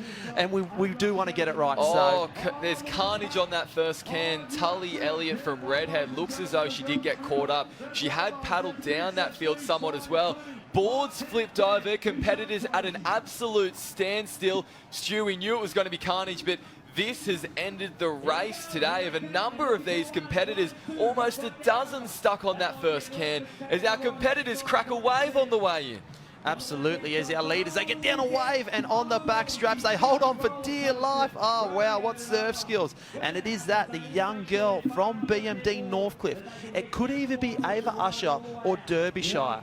Her older sister, she's going to be competing in the Open Iron Woman, so it could be Derbyshire as well. Well, whoever that is from BMD Northcliffe, she's certainly going to be thinking one thing at the moment, and that is get into the beach, a nice, strong transition, and pick that line in the swim. We saw how crucial that was just then in the board race. Stu, that is going to decide this race now, just how far down they run on that beach and just how much they line up that first can. Look at the crowd giving them a huge round of applause as they make their way to running reverse course, which we haven't seen so far today. So another little curveball for the competitors to deal with as they make their way around. You can see that lead now. It's about 20, maybe 25 metres from our chasing pack. A big opportunity to run away with the race. Yeah, absolutely. And looking at our start list here, I've just had a look, and it doesn't look like Ava Usher is in our final list here. So it's Millie Derbyshire for me that is out in front at the moment. Just having a look through, I do believe it is Millie Derbyshire who's currently leading the race. So, Stu, what do you think is going through the minds of these competitors at the moment as they start to dolphin dive their way out? Because they haven't had the opportunity to race so far in this area today, although there is quite a strong sweep throughout the whole beach. There are little differences, little intricacies that you really do get right after a day of racing, knowing where the sandbank starts, knowing where the strongest rip is. It's a big challenge for them to take on. Yeah, I think for them, the coaches would want to be conservative. The coaches would want to get them further down the beach than they have to, for the fact that fatigue is starting to set in. It's tougher and tougher to get out there. And so you can see here the girls, the wading legs, they're not high, they're not strong. They're on fatigue right now, they're on heavy legs. These conditions are challenging, and right now they're just trying to push through as strongly as they can. So they're just about to be underneath those dumpers there, and that is Raywood there of North Burleigh. We said if she's close enough in the swim, she's a real chance, and she's moved her way to the front. One thing that I've noticed, Stu, we did speak about the importance of where the handlers sent them. You're right, it's a lot easier to swim back with that rip, and rather than trying to swim against that gutter, the field is quite spread out. A number of competitors took really different lines. Those on the left have certainly got the go of it at the moment. Wow, what a drawn-out field that is. And that's it. You normally say in these short, fast races that you could throw a blanket over the field, but these conditions, they've really spaced them out. They've really thrown them to all parts of Northcliffe Beach here as we see our leaders just start to get into a bit of clean green water. This is where they can start to just get into the normal swimming stroke. It's a lot choppier when you're inside. You're up and down, you're up off the sand. Now you're in a bit of clean green water. You can really start to lengthen out your stroke if you're a pool swimmer and you've got that strength of stroke there. As we see Northcliffe also still in the mix. So that's Millie Derbyshire. She's in the mix. I'm just trying to chase up the name of the Alexandra Headlands girl, but it's Raywood, I think, out in front. Yeah, that's exactly right, Stu. And those leaders now getting to that first can too. It looks as though a couple of them have made their way around that first can and starting to go now with that sweep. Doesn't it make a difference when they do get around, because that speed increases to almost double as they start to swim towards that second can. The line on the way back in, Stu, I think it's about to make all the difference. We did see the importance of getting underneath that peaking wave when you do turn that can. Maddie Palmer, we saw that, and another one standing up there. So there's a lift on offer for someone. Will it be enough for our leader as she starts to push down that? No, just short. The hands got down that wave, but the body couldn't follow suit. So it does give an opportunity to the chasing field behind, but it doesn't look to be too much coming to bring them through. A golden opportunity here for our leader. And picked up by that shore dump as well. Can she hold through that bounce and spray? Wow, that was impressive to be able to milk that as far as she did, because that has opened up a really sizable gap now. I think we might see her pick up this broken whitewash as well. She knows she's done everything she can to give herself the best opportunity of winning.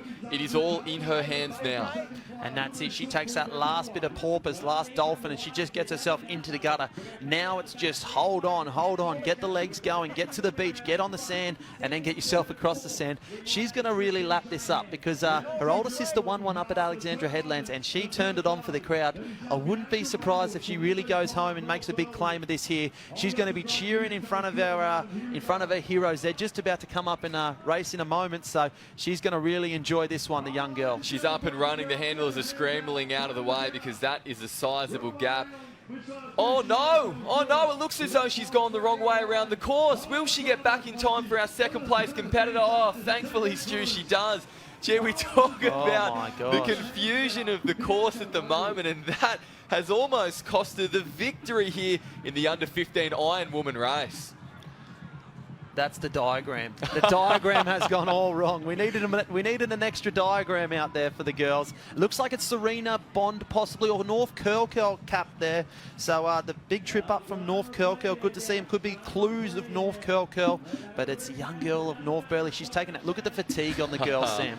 Yeah, that's exactly right. Oh no, one of our competitors has gone the complete wrong way around as well. It shows that, look, we're doing everything we can this afternoon in the Summer of Surf to get our competitors out and in the water, and that is what they are doing at the moment.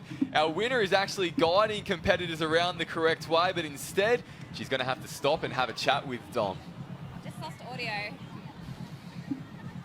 Bianca Raywood from North Burleigh. Bianca, you're giving us a few heart palpitations there. You didn't actually realise which way you had to run back out. No. Yeah, I didn't realise. I didn't have to swim around one swim can. I went all the way down there. Would have been both. How how good that you still managed to pull off that race and get the win. That just must show how much training you've put into this event. I just got to say thanks to my awesome coach, Mike. He really helped me and all my teammates from North Burleigh. What about those conditions out there? Take us through them. I mean, it's been argy-bargy at the start of races. There's been carnage during races. How did you find it out there? Oh, it's really hard, you know, but I loved it. It was really good. Well done, Bianca, and we can't wait to see you again.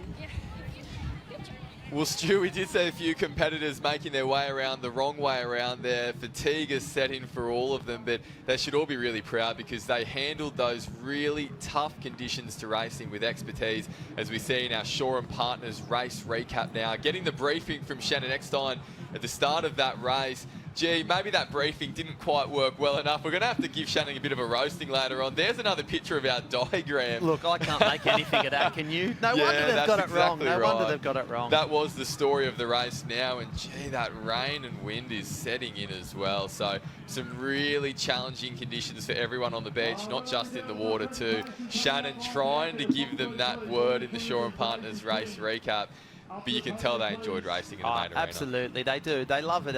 They love racing in here, and it's just a taste of, I guess, for them, what they can get into and where they can become absolute superstars of the sport. Now, Bianca Raywood, we might see her here. She was one that got one right on the lap as she went on out on the board, but she managed to fight her way through, get herself in a position within striking distance. There it is, she's up and she's off. So that's the start of Bianca Raywood's race. So to get where she was an outstanding effort. Stu, we've been around surf sports racing for maybe longer than we care to admit. I've not seen wind blow boards around like that in a really long time. A board actually coming out of a competitor's hands as they were running into the water, let alone when you pop up, you're allowing that nose to come up and over the wave, but then to try and get it back down again, that's such a big challenge.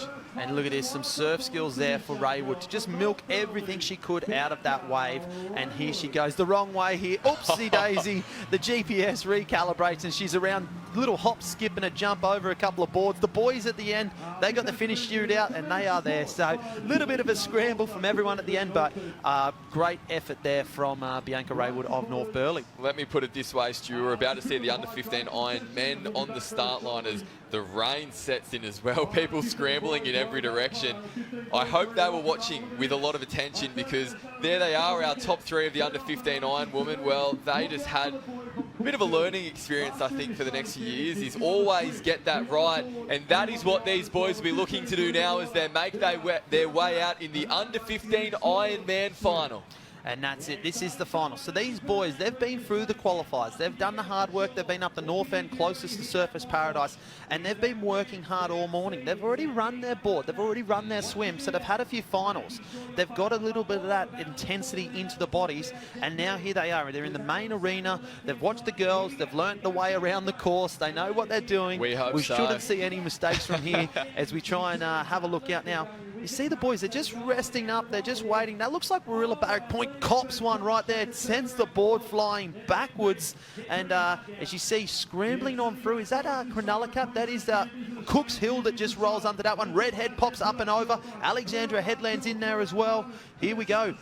You have to feel for our leader at that stage, who I did believe was Brodie Wright from Redhead, popping up and over that wave and getting his board thrown around, because they aren't long races. There's not much to separate them except for that shore break, so you really got to try and make sure you get it right. Stu, I'm a bit worried about our leaders coming into this first can. They haven't quite got that angle right and are struggling to get around that turn. I think we're about to see chaos on this first can. It's legs and caps everywhere. Someone's up on top of the can as they make their way around. Oh, no. Boards flip, trying to punch through waves that are coming through as well.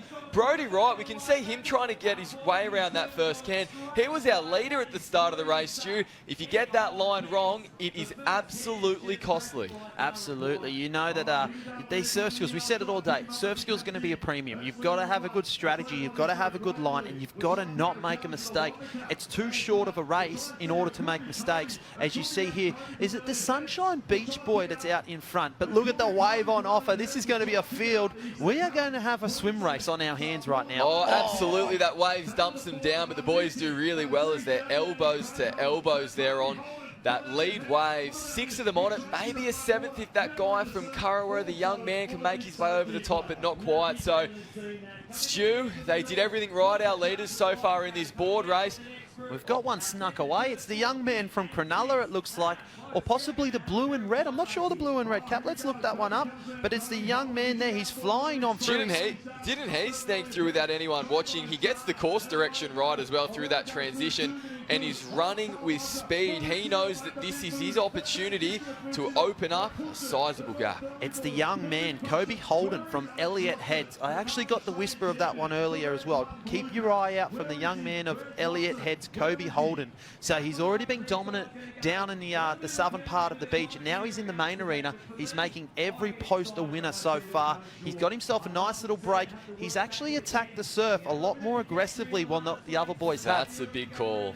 That's a very big He call. backs his ability. I like it. I like to be brave out in the ocean. I like to be brave out in the surf, especially with conditions the way they are. You see these boys, they're going to head a long way down, but you can't afford to bob up and down the way he has just there, especially once he gets onto this sandbank. The water is going to be ripping across that sandbank. If you miss the can in the swim, game over. That's exactly right. So it is the all-important decisions being made now to decide this under-15 Ironman race. The boys standing up on that bank, getting those knees out of the water. Gee, as if that isn't hard enough in the surf race that we spoke about before, but doing that after you just go all out in the board is a huge challenge. So again, just like we saw in the under-15 Iron Woman, it's a really spread out line. There's some competitors really far to the left and some those who ran a lot further down the beach. So Stu, some interesting decisions are about to be coming to the fore here, because we can spot that first can in the background. I think these young men might be in trouble. Oh, they're going to be in a lot of trouble. Big trouble, because there's our leaders on the left of screen. They need to get back to the can on the right of screen, and it is taking them further and further away. Wow, Stu, that could be costly. It could be very costly as well, because these boys, they're going to have to fight against it. It's a long way back. You'd almost be better off at this stage. It might just be the one can they have to go around. You'd almost be better off restarting. Yeah. Start again, boys. Come back in, go back down the beach and start again, because of the time it takes you to swim against this current, you'll be swimming all day. They've missed that northern can as well, so that shows just how much that sweep has pulled through. It wasn't as strong in the under-15 Iron Woman. They lined up that can on the right, the boys, when they got through the break, and now they've gone down.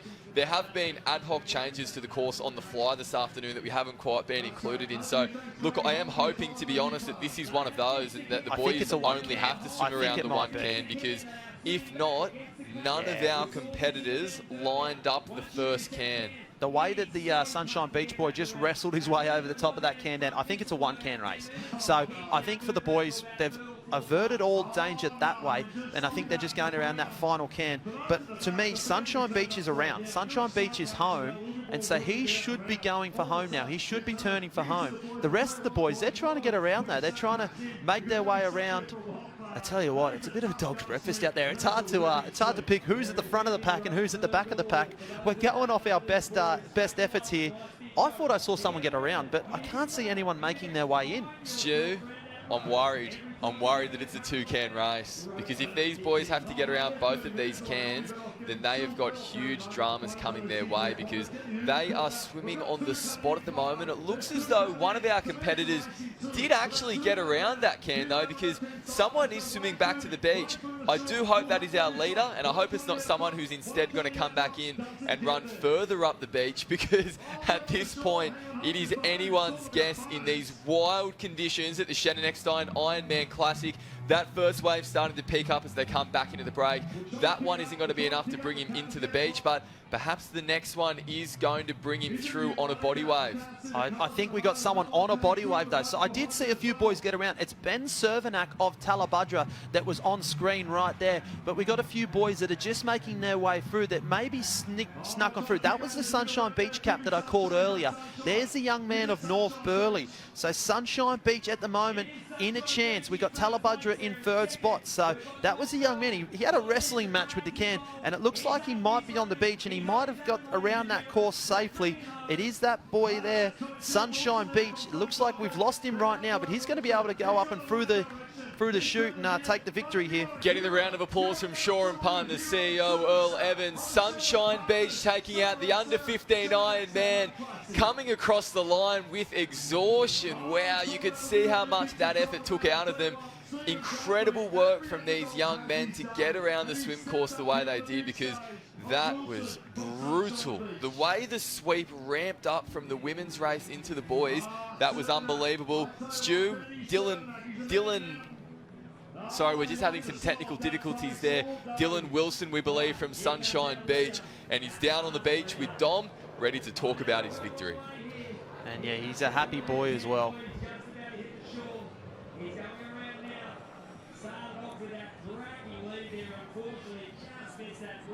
Hey guys, we just got Dylan Wilson. Congratulations, what an incredible race. Well, just letting you catch your breath for 1 minute. Explain what it was like out there. It's such strong conditions, isn't it? In the board, it's so rough getting out, and then the sweep is so strong. I had to like pull myself around the can. It was so hard. Just Bit of rope burn? Yeah, I just had to like rip it forward. It was really hard. Have you ever raced in conditions like this before, Dylan? Not like this, not like this sweep. The sweep's really strong. But yeah, like I'd like to like surf, race out the back. That'll be fun, but it's whatever. What does this, I mean, you're so young, you've just won the 15 Ironman. What does this do for your confidence against some of the best competition in the country? Oh, I definitely feel a lot more confident going into like state and Aussies. Yeah. Thank you so much. Go and relax, go recover, well done. The Shore & Partners race recap showing the incredible tale of what these boys went through this afternoon. Look at that pile-up, Stu. You never see anything like that. You don't see anything like that in surf sports with the way that goes. It is just chaos around that can. And then we saw it unfold as the race. We had 6 on this leading wave going into the second leg of the swim. And where's our young man here? Where's Sunshine Beach?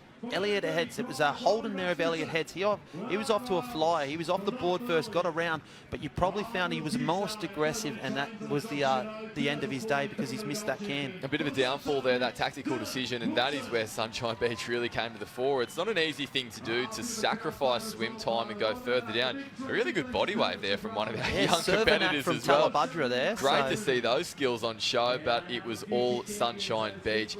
Gee, didn't he look like he loved it? He almost couldn't believe it for a second, Stu, as he ran across the line for victory. Yeah, a little bit of shock on the face of him there as he stands up nice and tall on the top there. So the young boys there, the under-15s, they'll stick around. They'll watch their heroes go around in the Open Ironman, and they'll be ones to watch for the future. Put them in your book. Well, there are the first Ironman races of our afternoon as we begin to ramp up towards the big ones. The Open Iron Woman and Open Ironman, where $20,000 will go on the line. A life-changing amount of money and a life-changing result as well, as our 2020 winner, Brielle Cooper, can explain.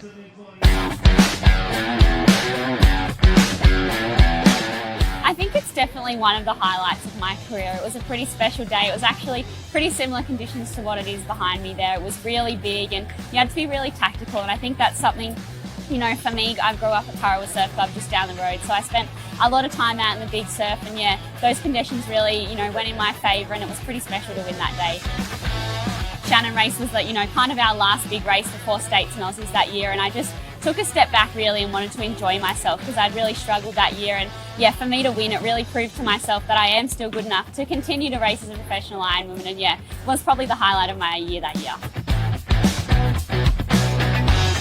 So amazing for Shore & Partners to put in all this money into our sport, and I think everyone loves racing as a part of this event because of how amazing it is. You know, this year especially with the 3 different rounds, and as well as all of the 5,000 and 7,000 events as well, it's made for such a good summer of racing.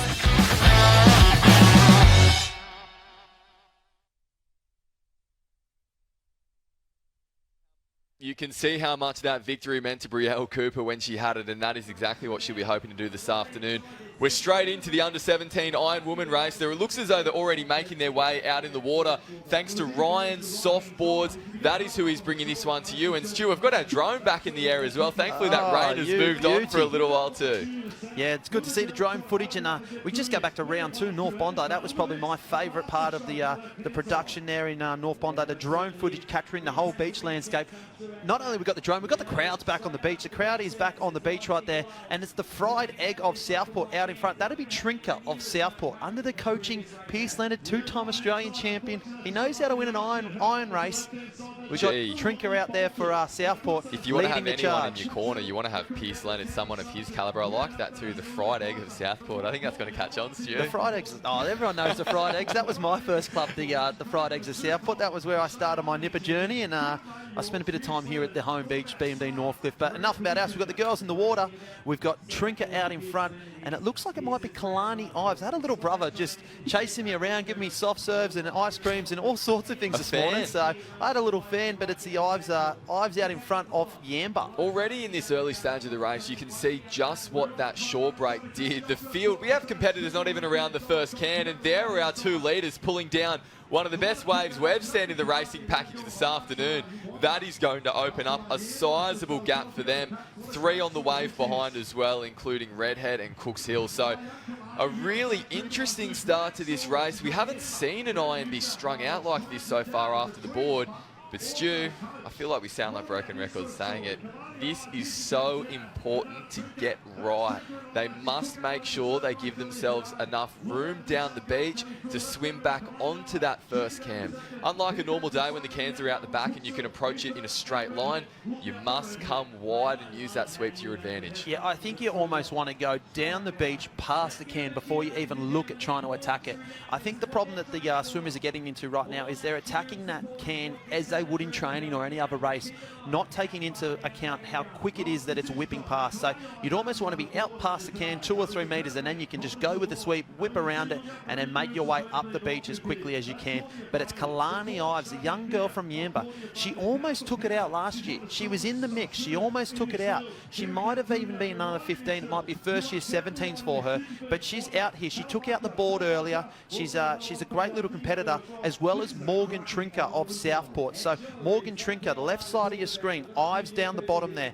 They've gone a long way down, a lot further than what the boys have been going. The boys, they almost pretty much went in where the arena begins and where it ends, whereas these girls are down in that northern arena, or that southern arena, I should say, down where they were starting the ski heats earlier. You can see now as the camera begins to zoom out just how far they have ran down. That's at least 100 metres further down the beach than where their arena is, and I think that's the best decision. We spoke about that before the start of the race, just how important it was to make sure they give themselves enough room. It doesn't take long once you turn and start swimming towards that can with the sweep pushing you along to actually get there. So still, even within that long run, there are a few different lines being chosen.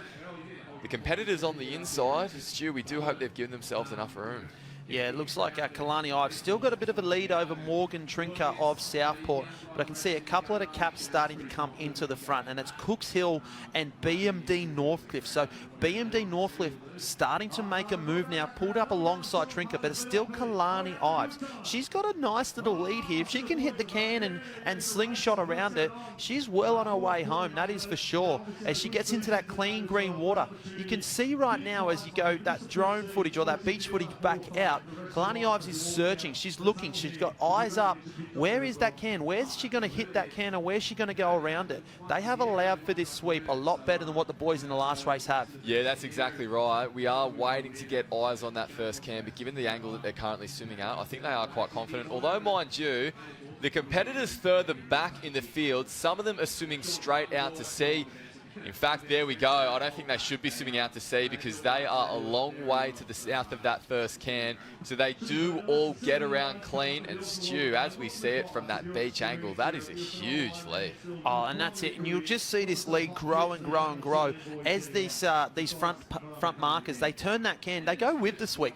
And it's almost like swimming in a whirlpool with the jets behind you, pushing you forward. And Kalani Ives, she's finding her way into the wave zone now. She's going to be searching for that wave, and it's Cooks Hill just in behind her. So Cooks Hill in second spot, think that might even potentially be Lani from Redhead swimming behind her as well. A really strong swimmer. It looks as though she's starting to mow down that gap too. She'll be praying for a wave, but there's a little lift for our leader, Kalani Ives, at this stage.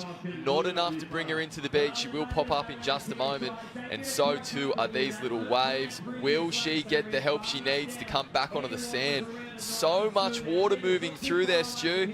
Our leader was just to the left of that frame at the moment. Lani from Redhead is starting to push down a little wave, but if one comes through, Stu, they've got the more direct line. Our competitors to the right. This could be anyone's race. It could be anyone's race. Kalani Ives needs to pick up one right now. She's right in the zone. She just can't get over the top of it. Lani just misses one as well from Redhead. This is a backmarker's paradise right here. We are going to have some swoopers. Kalani Ives down the front of that one. She needs to hold on, get your head down and kick. Oh, she gets tossed out the back.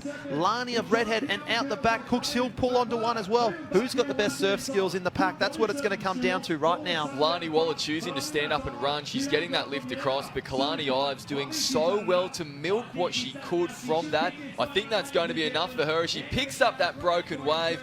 That is very impressive surf skills, Stu. So impressive to milk that one to the shore. Absolutely. It's such a young age to get that one all the way to shore and just pick up that little bump to secure that win. Kalani Ives going to be a happy girl right now. She's going to take home a Ryan surfboard. She's going to enjoy this moment in front of everyone here at BMD Northcliffe Beach as she takes over, and the pure exhaustion. You can tell how hard she's worked out there. That was really impressive for her. She absolutely nailed her tactics. There's Lani Waller from Redhead. It looks as though she's coming across the line for second, and oh no, have we got competitors running the wrong way again? No, we don't. No, so there's Lani Waller from Redhead finishing in third. So I think everyone did take note from that under 15 Ironman race earlier today. But really impressive stuff, Stu, from Kalani Ives from Yamba.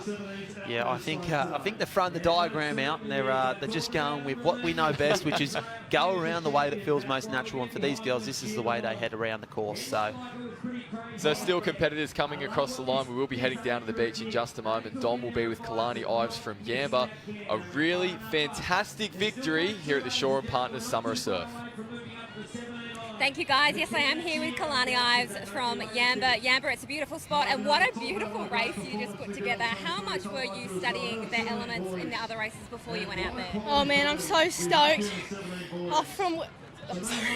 I'm stoked because I come from such a small club and train with just me and Dad, and it's pretty hard, but you know. Yeah. I can see the emotion, I can hear it in your voice. What does this mean to you to win on this level? Oh, it means a lot, especially training like such a small club. It's not. How does it go with you? So your dad's your coach? Yeah, my dad's the coach. How does it go? How does he go as a coach and a dad? Oh, we have ups and downs, but you know, it's still real good. Those conditions out there, have you experienced conditions like this before? Not really, especially not the current. That's pretty hard, but yeah. Congratulations, such a good race, and we cannot wait to see what you can produce in the future. Thank you so much. Kalani Ives training with her dad down in Yamba, Stu. That's something like the plot out of the iconic Coolangatta Gold movie. As we see on the Shore and Partners race recap, all of those decisions were made correctly, and she was right there from the start. Yeah, and that's it. That's the leading wave there with Morgan Trinker of Southport on her right-hand side. Kalani Ives up on the knees. Got the skills right there, and we see them come into fruition later on as she picks up a few body waves up in through transition, right in front of the Shore and Partners pavilion there as well. And look at her. She starts to work really well through this part of the race and starts to really build on her strength and her lead. She just misses this wave that comes on through here, but picks up that little lift off the shore, and then she's able to enjoy the moment as she runs on up the beach. Like she said, it's just her and Dad, but we've had some of the greats come from Yamba. Huey Doherty, he's a Yamba boy. The Lowbacks, they're Yamba boys, so it's a good breeding ground. It's magic that comes out of the Clarence there at Yamba. Some of the biggest names in surf sports, and here's another of the biggest names in surf sports as well. Ali Day, our 2019 champion of the Shannon Eckstein Ironman Classic. We'll be seeing him in action a little bit later on when he fights for title number 2. Very special to win the inaugural event. Never would have thought that it would have even happened. I still probably think Shannon deserved to win that day. He was in front the whole race. was on the podium with Shannon and obviously Kane, two of my heroes growing up. So incredibly special to do it in its first year. And I mean, look where the event is now. It's huge. It's probably the biggest event apart from Aussies on our surf sports calendar. So to win the first one meant the world. Now looking back, there was no doubt it was always going to be this big. It was always going to get bigger and bigger and bigger. So I think we've been really fortunate, obviously with Shore and Partners, Northcliffe Surf Club, Earl, Allen, all the other sponsors, the contributors, the Summer Surf, Trent and his team. I can't wait to see what the future holds for this event. So I've got a few more years left of racing. I'd love to go out and win again.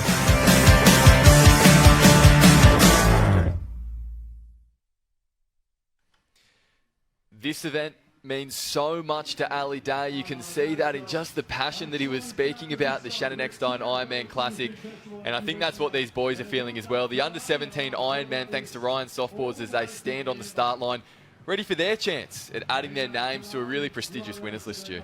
Absolutely. It's for these boys, the under-17s, they look up to these heroes like Ali Day and Shannon Eckstein, and you go back even further into the history books, Trevor Hendy, and you go all the way back to round one, Hayden Kenny, the first ever champion that we had in our sport. So for these boys, they're trying to become the next champion. They get the opportunity right now in the main arena, the big stage, and you can see there a couple of the local young boys, BMD Northcliffe, the Morris brothers in there as well, Harlan there of Currumbin. So this is a good 17s field. It's a strong field, there's 17 boys. We spoke about this about the juniors a little bit earlier, Stu, but we've seen a number of these under-17 athletes already performing on the open stage, the biggest arena in the sport. Connor Maggs, he led them around in the swim at the round 2 at the North Bondi Surf Classic. So it's a stacked field as they get ready to make their start.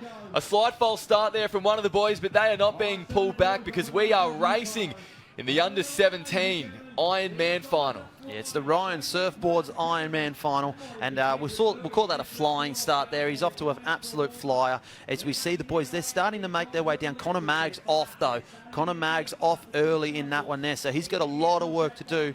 I think his strength does lie in his swimming ability, so he's not going to be too phased right now with the position that he's in. But as we hit that first can, it looks like it might be Jacob Dickey up and over. So that's the young man from Alexandra Headlands. As well down on this southern side, we see the boys. The southern side here, we see them. They're going to get a bit of clean water. The northern side looks like they're going to get hit a couple of times, but they are closest to can. So we'll wait and see. As more and more waves come, there's more risk or more chance of these boys actually missing the course. So it's a really touch and go for these boys right now. A really spread out board field and a really strong board field as well. You know, we mentioned the Morris brothers. They've been, I can't believe they're still under 17s. We've been seeing them race at the highest level for so long now. They've been doing it from such a young age. But there's so many stories in this race as well, as they just stuck under that one too. I hope we do get to catch a glimpse of Taj Andrews at one point. But at this point, it's all BMD Northcliffe out in front, Stu. It is. It's BMD Northcliffe. They're going to get to the can first. They're going to turn. He sits up and just whips that board around, and he is well on his way across the back of the cans. Oh, tied up. That'll be Servanak there of Talabudra, tied up. He went well in the individual board early. I think he finished up there on the podium. I'm looking for the young man of Leddix. He actually almost he took it out earlier. He was in the lead, and he had a bit of a misfortune at the very finish, but they come for home now. Stu, there is a huge story in this race already that has unfolded. The Morris brothers are both towards the back of the field. We did not expect to see them there because at this stage, it's all our leaders out in front cracking a great wave on their way in. And I just see little Malik Mustin there of Surface Paradise come down the front of that one as well. So good little story with Malik. He's made the move up, and he's wanting to get into a bit of training. I think that's Harlan there for BMD Northcliffe. Yeah, so those boys at this stage, it's all Queensland, Stu. They haven't got a chance to race each other too often throughout the season so far. And it is Queensland who is dominating proceedings. I'm expecting a lightning fast transition because it's an important part of the race, and every time you step on the start line, but given just how crucial this break is in and out today, every second is so important. Yeah, and it is Harlan there out in front with Malik Mostyn giving chase. So the colours there of BMD Northcliffe out in front, and then Surface Paradise. He's put the foot down. He's got a sniff of it and he wants to go. He knows this is his chance to claim victory and make his name written into the history of the Shannon Eckstein Ironman Classic. Gee, you don't often see this, do you, Stu? Just like the under-17 Iron women, I think our Iron men may have even gone down further, it looks like. It does look that way, and I love to see the handlers down there, but look at that, attacking the surf. I love a bit of bravery. I love it that I'm at the back of the pack. I'm not going to win by going with the grain. I've got to go against the grain. One of our competitors has gone straight out into it. It wouldn't surprise me if it was the Newport boys. They know that they're going to have the ability, and they're just going to attack. It did look like a Newport cap, so we'll wait to see how this one unfolds. But you're exactly right, Stu. A couple of our back markers thinking, you know what, I'm going to roll the dice, I'm going to take a risk, and gee, it has really dire consequences, but it could pay off big time. So a tale of two different lines unfolding here. But at this point, it's all about Harland out in front from the home club of BMD Northcliffe. That's it. It's almost like an all or nothing move that you'd rather be first than towards the tail end. If it means that you don't get the can and you end up last anyway, then nothing gained, nothing lost for those boys. But it's Harland out in front at the moment, looking very strong. He's into some clean water, so he's in through those breakers. He's in through the tough parts.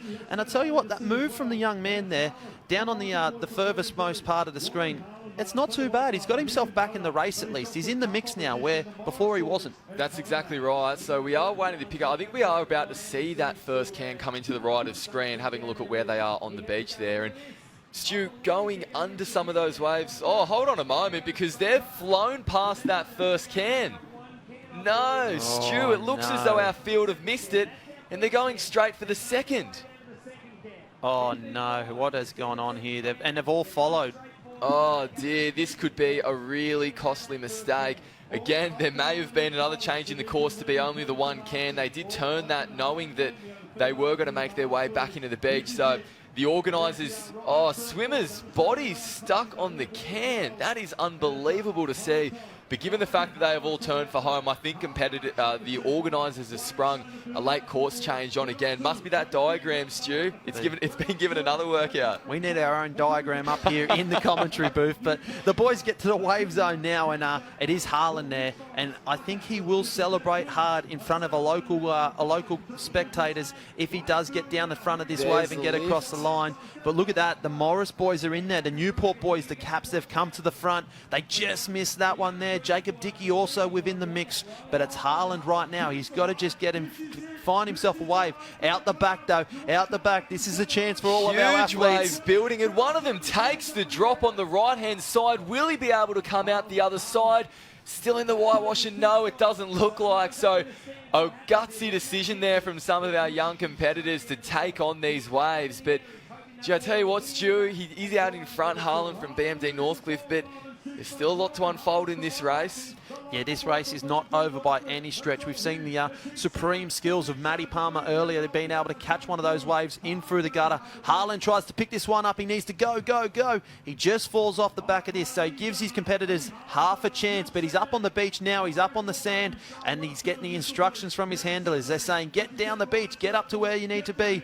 He's going to be able to come up and through in front of the Shore and Partners Pavilion, and he's going to take out the Ryan Surfboards Under-17 Ironman at the Shannon Eckstein Classic. We've seen it so often throughout this afternoon already, and it's another victory for BMD Northcliffe as a sprint finish. It looks as though the two Newport competitors getting arms on top of each other, Jakey Morris and Bailey Clues. Gee, no love lost between the two clubmates there as the rest of the field start to make their way across the line. That goes to show the standard of this next generation of athletes, Stu. When our leaders and our well-known identities are pushed out like that, you know that there is depth across this age group. I think that's something that Clado touched on earlier down the beach. Phil Clayton, one of our greats of the sport, he said, we can really tell with the way the sport's moving with the youth that we've got coming through. Not only that, but the nippers that came down the beach to get photographs and photos with everyone. I think we got Dom down on the beach with our winner ready to go. Riley Harland from Northcliffe. Riley, I apologise, you were just catching your breath and I had to peel you off the sand because that was such an amazing race. You put everything into it. What does this mean to you? Oh, this means so much. I put everything I had into that, and to get the win is just so good. How competitive do you find these boys? I mean, you're competing among the best of the best. You're competing among the future Shannon Ecksteins of our sport. How do you find the competition? Yeah, well, this is basically an Aussie final. So yeah, competition's really tough, and yeah, to win it's just so sick. And boys are coming in. When did you feel the most confident out there? What leg did you feel the best in? Oh look, coming in that board, I knew I had a good chance. I'm the strongest swimmer, and so yeah, coming in that swim, I knew I had a good shot at it. So Riley Harland, a name that we should remember. Oh, hopefully. Thank you so much, Riley. Go and enjoy. Thanks so much. Well, Stu, I'll certainly be remembering the name Riley Harland for quite a long time to come, because he was outstanding today as we get stuck into the Shore and Partners race recap. Yeah, not only that, he spoke with a mature head on his shoulders as well. As we see here, the boys make their way through. So that's him there, up and over, Riley Harland. So he got off to a fast start, and he said, I knew I was confident when I was out in front and I had a swim leg to come, because that's where he finds his strongest leg is at the moment. Malik Mostyn there was in with the mix, as well as his BMD Northcliffe teammate. And we see Riley Harland start to really fire up now. Finds himself a nice little wave. Right here, he gets that bit of a lift that he needs. Fossil tells him, get you moving, get going. He takes one look and he enjoys this at the end. He gets the fist pump going, and you can tell an Aussie final is what he called it. It's better than that. It's a Shannon Eckstein classic, and he's taken it out. He doesn't just taken it out, he also takes home Orion's softboards as well. So plenty to celebrate for Riley Harland, but that is just the beginning of our Ironman and Ironwoman races this afternoon. When we are back in just a moment, it's the big two, Stu, our Open Iron women, followed by our Open Iron man.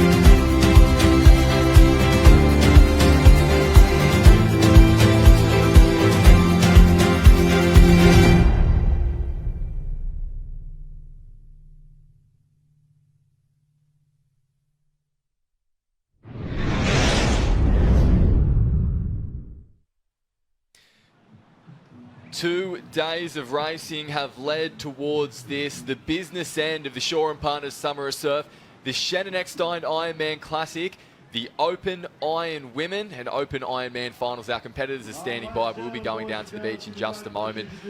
For a bit of a pre-show, Stu, we will have the national anthem sung. We're making a big deal about this because this is a big deal. It's the richest race on the surf sports calendar. And that's it. It is. It's $20,000 on the line, which for these athletes, it's big money. We are not the richest sport in the world. We're not in the likes of the F1 and the tennis and the golf. But for these athletes, it is life-changing. It is big money, and there's a lot of accolades that come with it as well. There's prestige that's put onto this event.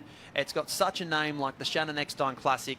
These athletes are out here to win. It means so much to them, and it's all thanks to the generosity of Shaw and Partners. Let's head down to Dom on the beach now, because I believe the Shaw and Partners have a big announcement to make.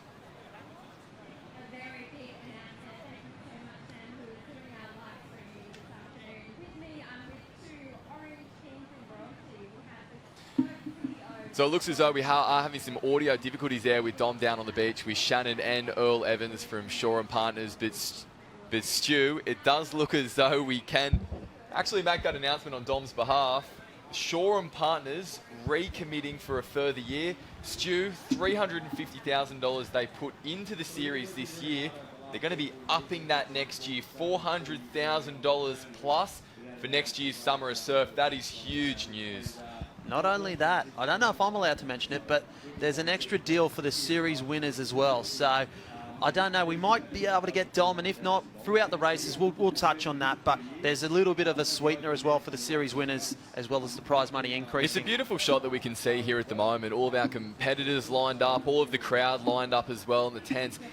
This has become such a big event on the surf sports calendar. You can see how much it doesn't just mean to the athletes, but to the spectators as well. The organisers have been doing a really good job in terms of getting them out there and getting them into the water and getting them around the cairns.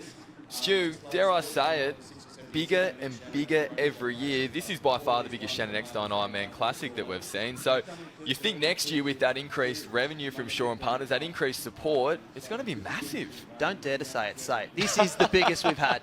Don't dare to say it, say it. This is the biggest we've had, and you can feel the momentum. Throughout the series, it's built and built and built.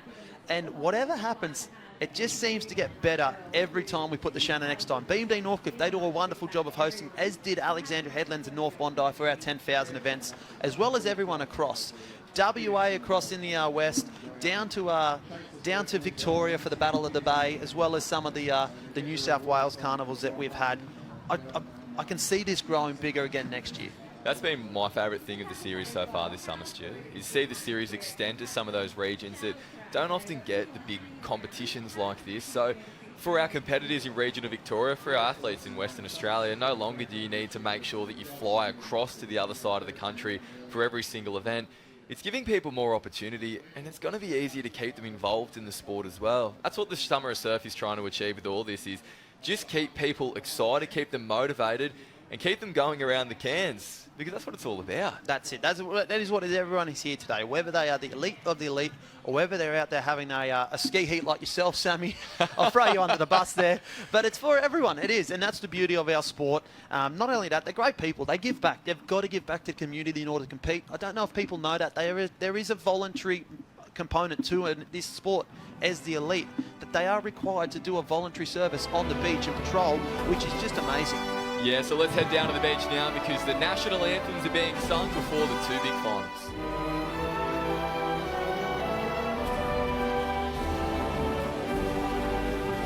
Australians, oh, let us rejoice, for we are one and free. We've golden soil and wealth for toil. Our home is girt by sea. Our land abounds in nature's gifts, our beauty rich and rare. In history's page, let every stage advance Australia fair.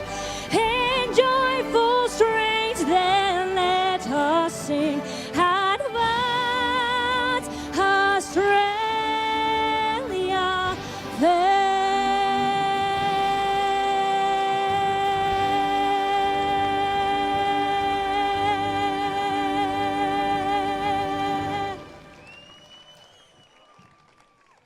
performance fitting of the occasion. $20,000 is about to go on the line in both the Iron Women and Iron Men races at the Shaw and Partners Summer of Surf Shannon Eckstein Ironman Classic. It's a life-changing race that can produce life-changing results. Courtney Hancock experienced that last season. This is it. The course is undecided, ladies and gentlemen. They are going to the people. We need to make a decision. Are we going Reflecting back on last year, I hadn't been in big surf for a long time, so I think it kind of reminded me, I got down here, I was like, oh, in my head I could remember kind of like Coolum, Surfers Paradise got that big one time, Portsea really came to my mind, and I think in conditions like that, I think whenever you go in the race, you never try to think, oh, I'm up against the girl next to me. It's, you know, you're always out there kind of, I guess, you know, riding it with the ocean. To be honest, I think, you know, last year was for me, you know, some of my worst racing I've ever done, and I was really down on myself. So to come here and to, you know, to get that win, and, you know, wins are so hard to come by with the talent that's in the girls at the moment, really set myself off to having a strong Aussies, a Coolangatta Gold, and having a strong series this year. So that was kind of, I guess, my defining moment where I kind of turned my whole kind of year around. So yeah, I have really great memories of that. You know, probably my favourite part was coming in and seeing all my Surfers Paradise crew just like running up with me, and so yeah, it was pretty amazing.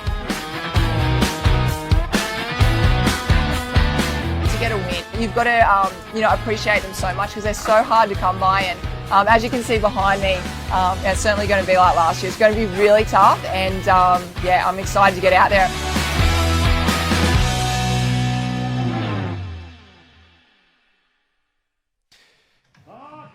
So there we are, Courtney Hancock calling it one of the biggest wins of her career, and she will be out to claim back-to-back titles now. Our athletes are now on the start line. They've just ran through the crowd. There is a lot of noise coming across on the beach, Stu, and for good reason. The richest surf sports race of the season is about to get underway. Absolutely, and you can see that orange jacket, Earl Evans, co-CEO of Shaw and Partners. He makes all this happen, and he gave a little like whip home as if he was cheering home the cup favourite. He's pumped, he's excited, and I guess that's the enthusiasm that the top sponsors bring through the athletes, and that's why these athletes have got toe on the line. They're ready to go. It's anyone's race. I'm excited to see what the 20 best athletes can put up on the day. As you see Geordie Mercer there, big smile on her face. Good to see her back in the prime time. Electra Outram there, clubmate as well. Tian Massey, she had a win there in round one, so she's right in the mix. Sarah Tazaki, our series leader. Danielle McKenzie, she's got the orange. Harriet Brown, in-form athlete and last year's champion, Courtney Hancock. Yeah, you can see how much that means. So it is a star-studded field, and they're all facing down the beach as well. They would have watched those races with intent as they get ready for a start in the Shaw and Partners Shannon Eckstein Ironman Classic. $20,000 is on the line, and our competitors are now making their way out into the water. Stu, we have had a few curveballs thrown our way so far throughout the afternoon, but I do want to declare this. I have been told by the carnival referee that these competitors are going out the back for the first time today. OTB, out the back. We are about to see some of the best action that you have ever seen in surf sports racing. Before the competitors can get out the back, Stu, they need to get through this break in shore, which is what they're starting to do right now. Yeah, and it was Ruby Meehan. She attacked it. She went straight in closest there. So she's one of the local girls. She knows these conditions. She trains in these conditions under Naomi Flood, week in, week out, day in, day out. She's lost it there, though, as the commentator's curse kicks in, and flying through the middle. It is that up and over bang. So this is just the shore break. I don't think we've been in here all day. I don't think that people at home know what they're about to witness out the back here, because there's some challenging waves to come. Wow, look at our competitors down the beach trying to pop over those broken waves, and boards are flying in every direction. If this hasn't been hard enough, those who are through the break are about to do it all over again. The conditions have made it quite difficult for us to have our cameras out in the water, but it looks as though that is the defending champion, Courtney Hancock, who's out in front setting the pace. Harriet Brown and Hannah Scully are both pulling alongside of her, so three of the best board paddlers the sport has seen. They are currently battling it out. Stu, I know we're going to get so excited throughout each and every leg as it whether that's the winning move, but the order is board, swim, ski to finish. We saw it last year. Courtney Hancock was nowhere coming into that ski leg. She ended up walking away with $20,000. So we're going to be following this with plenty of interest. There is someone out there in the field right now that has redemption on her mind. Harriet Brown. I don't know if you flash back to last year. On her way out in the board, underneath a big one, she rolled, snapped, gone. She's out of the race. So she has redemption on her mind, as we see up and over there. Underneath this one needs to roll. Oh, Deja it's vu massive. for our competitors and deja vu for Harriet Brown, because a big set is hitting the second bank right at the time they are trying to make their way through it. We do have one who has just snuck over that wave and is now hidden behind the water again. The rest of the field is getting worked, Stu, by these big waves. Sitting up, popping, making sure that they get their nose over the wave, but not caught by the wind. It's almost like the impossible task when it's as strong and it's as wild as today. And that's it. Look at this. They have broken away from the field. I'm going to say it's Hannah Scully. It looks like Hannah Scully, and that is a huge lead that she has opened up. And look at that. You can see the rest of the field. You can spread out across and look at the shots of B&D Northcliffe in the background. You can see how big this event is and what it means to all of these athletes and spectators. But it's Hannah Scully. She loves conditions. She loves surf. She loves swell. And anytime there's a wave on, she's half a chance. Is it no surprise, Stu? She's our back-to-back Shannon Eckstein board race champion, so she was always going to be licking her lips when she found out it was board first in this Ironwoman final. But here comes the big challenge. She has to now get a wave back in, and hopefully for her sake, she gets a wave that takes her all the way through the gutter and back to the beach. Stu, I'm so excited. We haven't seen racing out the back all afternoon, but Shannon down on the sand has made the decision.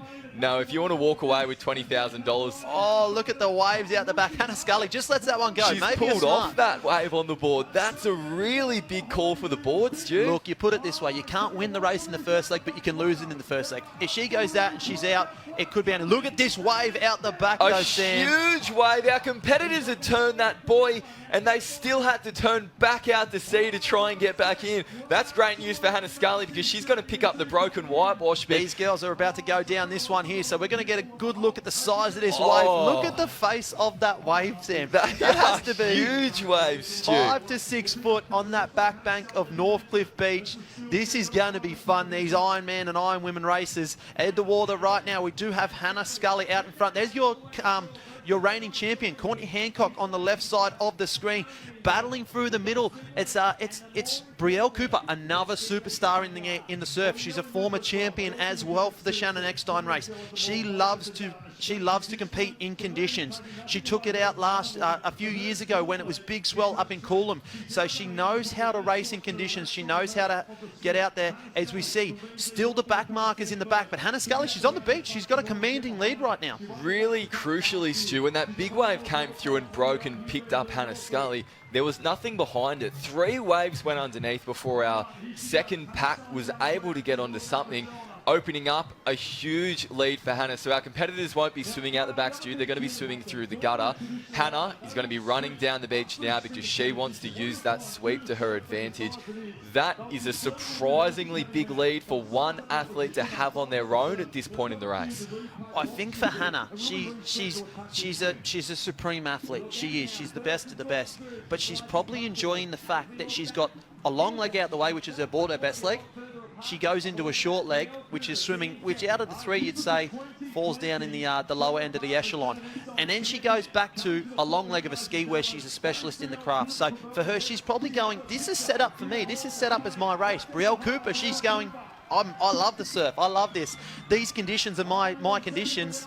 So she'll be looking at Hannah Scully and going, well, bring it on. You've still got a ski to come. You've still got a swim to come. You could see her eyes light up when she was speaking about that in that interview package that we heard just a little bit earlier in our program this afternoon. She said, I've grown up just down the road in these conditions. I love them more than anything. So she was super excited. And there's Courtney Hancock. She did it in conditions so similar last year. So all the stars are at the front, but gee, they've got plenty of work to do to try and close down this gap. That is a huge gap, Stu. You do not see gaps like that. You don't see gaps like that. after one leg of an Ironwoman race. Unbelievable. With the calibre of field that we have, and that just goes to show how clinical Hannah Scully was in that first board leg there. She got out, she got through the shore bank, and then she was the only one that snuck through that back bank there. The rest had to contest with 2 or 3 waves. She then found a way in that was safe, got through the gutter, and she turned that into a commanding lead right now. But like we said, very start, you can't win the race in the first leg, but you can lose it. Right now, Hannah Scully, you don't think is going to lose the race from here. She's still got a long way to go to win. Stu, we're seeing some of our backmarkers make their way out into the water at the moment. If you were thinking tactically at this point in the race, would you roll the dice this early, or do you think there's still long enough to go and the ski leg to come that you've got the confidence you can make it back? I don't think so, not this early, not with these conditions. I think with these conditions, you really need to focus on what's to come next. How many moves can I make in a race, knowing that you have to go out the back again on the ski? Because I can guarantee you, this swim leg here, these girls are just going to maybe pull it back a bit, dial it back. I don't think anyone's going to go gun-ho right here, try to make a break in the swim, knowing that it's the shortest of the 3 legs. They know that the ski is going to come. That is where the race is going to be run and won. And you look at our series leader right now, Danielle McKenzie, world ski champion, going into her strongest leg, knowing what the girls are going to have to face. We haven't seen her yet, but we know when it gets to that last leg, she's half a chance. 3 years in a row, Stu, we've seen conditions like this at the Shannon Eckstein Ironman Classic, and it actually makes me think that it's quite fitting that it is named after Shannon, because you touched on it there. The key to winning is going to be making no mistakes. That's something Shannon did, well, better than almost anyone we've ever seen in the sport. He was so calculated and made sure that no matter what, he got through the break clean, he came back through the break clean. And I think for our leaders at the moment, that is going to be exactly what is on their minds, particularly Hannah Scully. She knows that she has quite a sizable lead at the moment. Although she is, a great swimmer, there's not like, she's going to get that lead mowed down or anything like that throughout this swim leg. So I think her mind may already be to what's coming next, and that's the most difficult craft to be able to master in some of the most difficult conditions that we're able to see as well. Wow, a big wipeout set comes through and cleans up our leader. Hannah going underwater there for a moment. The surf looks to be getting bigger and bigger, Stu. Yeah, it's on the rise, that is for sure. But Hannah Scully, she just found her way into a bit of a whitewash there, into the washing machine, as they call it. And Halliday there, so someone's on a wave. Someone is on a wave right now. I think that is our leader, Hannah Scully. So she's into the gutter. And we just touched back to Shannon Eckstein. Professor by name, professor by nature. He was calculated in every move he made. And talking earlier on the beach with someone about Shannon Eckstein, the greatness that he is, they said, well, the reason why he's so great is he changed the sport. What he brought to the sport in Ironman racing was that 4th discipline of the run leg. And these guys, they're going to get a real taste of it today because they're heading down the beach. Before Shannon, the transition was a sort of a rest and recovery phase of the race, where he put the medal on and he went and he went and he went. Sort of, as you say, the 3-point shot to Steph Curry. The transition is to Shannon Eckstein. Stu, you could see that Hannah was getting some words of advice as she was making her way through the transition there. A big roar from the crowd as well, trying to give her that energy to lift her on. But what would you be saying to Hannah at this point in time? Look, I don't think there's much you can say right now besides head down and hold on for dear life, because right now she knows these conditions. She trains at this beach. For her, she's just trying to make it so that she can get into a comfortable rhythm, get into a comfortable spot, navigate through the first break. Once she gets through that first break, recompose, okay? Maybe even just turn off the jets a bit and then go when she hits that back bank. So there's the lead that she currently has. It does look like Taylor Halliday is up and running up the beach as well. It's very hard to make out given they're so strung out, but I believe Taylor is in 2nd place at this point in time. Hannah is now making her way onto the ski, but these girls will be knowing one little slip up and they're in the box seat. One little slip up from anyone. I'm talking 1st through to 15th right now, and 16th is in with a chance. Now, Taylor Halliday, she won our Dash for Cash. She took one of the biggest waves of the day, held it on the ski. So for her, she's probably going with that in her back pocket, going, I've got momentum, I've had a good afternoon, I've got a bit of cash in the pocket already. I can throw it all to the wall and hope it sticks, and she's going to take a wave if it throws itself up.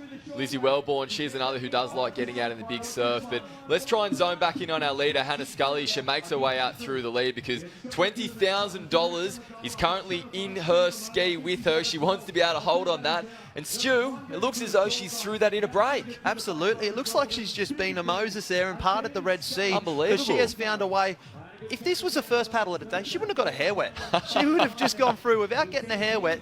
But it's not over yet. There is a back bank to contend with, and these girls haven't seen the back bank as often as they have this first shore break. So they know what's happening in the shore. They've been in and out probably 10, 15 times by now, but out the back, they've been out once on the board, probably the first time on the ski. So Hannah Scully may be at the advantage, Hannah Scully, because of the home beach. So here she goes now, and she starts to make her way. She is now onto the second bank. Whitewash will be about to hit her ski. So she is rating up at the moment. Perhaps there might be a bit of a gap for her to come through, Stu. We aren't quite able to see what's ahead because of the drone angle at this stage, but we do know that she's got that rating up, and now she's into clean water. That's a big wave for Hannah to have just gone over, and the rating's still up, so there might be another one coming behind it. There is. Does she get over it? Yes, she does, and she stays in the ski as well. That is unbelievable from Hannah. Unbelievable. You probably heard the awes and groans in the back there, because I was just holding on to every breath right there. The sigh of relief every time she got up and over. It's too early to call it, though. It is. She's done the hard part now. She's just got to be calculated. She's got to make a move now as to how does she get in, Sam. Stu, she must be thinking that she does not want a repeat of last year. It was ski last. She was leading coming back through the break. She was out the back when a huge set came and cleaned up her ski. But here's an opportunity now. She is going. She's pulled the trigger, and she is going to make her way back through. And just as she got over those waves at the start of this ski leg, she's managed to pick up a small little lift to bring her back to the safety of the gutter, Stu. Oh, and look at the one behind, though. So the one behind has just exploded in behind her, but she's on a nice little run right now. She's on a nice little rise. She will pick her way through. She knows she's got time. She knows she can take her time. She can make a choice right now as to what wave she goes. She's found a beautiful little run through, but look at the one behind. She's going to take a look at it. She's just going to ease off there. She's pulling off there, Hannah Scully. She knows that half the job is done because, Stu, even if she loses her ski at this stage, I think she is aware. Gee, I don't want to speak too soon because that is a mean short up that's breaking now. She's got to jump off and lose the paddle and hold on to her ski to pull her in. That's unbelievable decision-making from our leader. And then the little backwash just to make it even harder. And over the top. Wow, oh wow. Hannah Scully, take a bow. That is supreme surf skills, absolutely at its finest. You could probably say from now she's not going to get caught. She's going to be crowned our 2022 Shaw and Partners Shannon Eckstein Classic Champion. She's going to take home 20 big ones. What a race. Speechless. That was unbelievable decision-making from Hannah. A high five there from a club mate as she runs up. She can hardly believe it, Stu. She came agonisingly close last year, but now it is sorted. Hannah Scully is the 2022 Shannon Eckstein Ironman Classic winner, and doesn't she love it? High fives all the way up the beach from the man himself. Here's one from Earl Evans from Shaw and Partners. She can barely make her way to the finish line. What a beautiful moment that she gets to savour. The winner of $20,000, Hannah Scully from BMD Northcliffe. Absolutely, and the hairs on your neck stand on upright.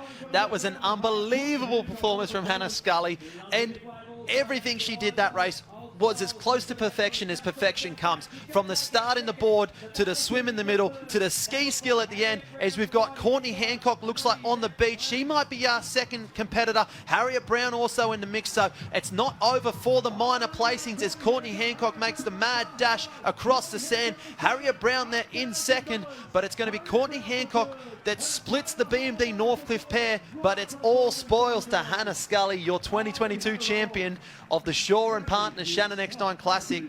Sam, what a race. Stu, I'm glad we got to see Hannah coming back in through the break, but those trailing competitors did so well on the ski too, because that wasn't much of a gap, but for Hannah, it was enough. The winner of the Shannon Eckstein Ironman Classic, and $20,000. Dom is with her on the beach. Hannah Scully, congratulations. What a race. You won the board earlier in the day. Now you've just taken out the big one. How are you feeling right now? It's awesome, like to win the Shannon Eckstein, obviously one of the most prestigious races going around. Massive thanks to Earl, Alan and Showing Partners for putting this on. Me and Georgia, end of last year, same race, we were out the back pretty much and a rogue wave got us, so I feel like it's a bit of redemption from last year to take the win. You've basically done an Iron Masterclass. You smoked everyone. Can you tell us how good it felt to have that lead and how you think you went about getting that lead? Yeah, look, it takes a little bit of the pressure off. Obviously, the conditions are crazy. I knew they were coming up on me to ski and I didn't want to rush it, but I also saw a little break and some sets going to come after that. So I got a bit lucky, sort of snuck out, and as they came, and then just rode a little one in, and thank God. What's it like seeing the sets out there? There's some solid ones. I got one on the board and I was a bit iffy with whether I was going to hold it or not, and I was like, no way, I'm letting this go, and they actually got me the lead. I got out around, and then so I just did everything right after that. Now you're now $20,000 richer. Pretty neat. Do you know what you're going to be spending it on? Not 100% sure. I'll probably just put it in savings and maybe buy a house eventually. Buy a house, nice. And what do you want to say about your coach, Floody? We can see her behind you. Yeah, obviously she's been amazing. The girls girls had a really good series. All of us just went extremely well, and I think we thrived off each other with going well. And then to take this one, home beach, I got a lot of support. I work upstairs, they're all down here cheering for me, so wouldn't be here without Floods and all the crew at Northcliffe. Congratulations again. Hannah Scully, go soak it all in. Thank you. Thanks, guys. Hannah Scully with the biggest win of her career on the biggest stage that the sport has. Let's take a look at the Shaw and Partners race recap, because this was a masterclass from beginning to end. Hannah did the work in these opening 200 metres getting through the shore break, Stu. Yeah, you can see right through the middle there, the green board about to go over now. So that's Hannah Scully there. And then from this position right here, she's rolled a big one. So she was well and truly out in front of the entire pack, and just from there she hit the button and away she went. You can see the rest of the girls left behind. This is where you're in your own head though. This is where it becomes a mental game over a physical game. She had that perfect, Stu, the distance that she ran down the beach. She got her line exactly right, and then became the point of nerve. She knew that it was all coming down to this ski leg, but the thing that I really liked about it, Stu, was that she still attacked the waves. She didn't hang back. Look at that shot there. Unbelievable shot caught by our cameras there of Hannah going over the top of one, and didn't the ocean part for on the way back into a little lift. One of the most clutch decisions we will ever see in surf sports. She's lost the paddle, she's held the ski, it's taken her back in through the backwash as well. Even if a handler can't get that ski back, Stu, it was all worth it, because that has earned her $20,000. And I'm so glad to see that she could enjoy it up the beach as well, because, Stu, this one means a lot to the club as well. Absolutely. Means a hell of a lot to the club. They've been hosting the Shannon Eckstein Carnival now or the Shannon Eckstein Classic for a few years now. 4 in total. And this is the first time they've had a home victory. So isn't that incredible? For Hannah Scully, for the powerhouse club that they are, BMD Northcliffe, they have been holding on to that. Holding on and holding on. And I know Shieldsy Club President and Wally, head of Surf Sports, they are going to be ready to just... Well, just like what we have seen in previous years, this is the stage where dreams can be made. Jackson Maynard, our 2021 winner, knows that better than anyone. We'll be back in just a moment with the Open Ironman.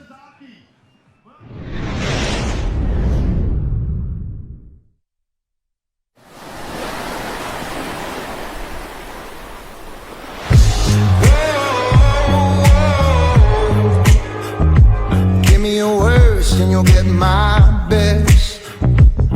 'Cause I don't know how to back down, how to back down. No, I don't know how to back down, how to back down. I am a fighter,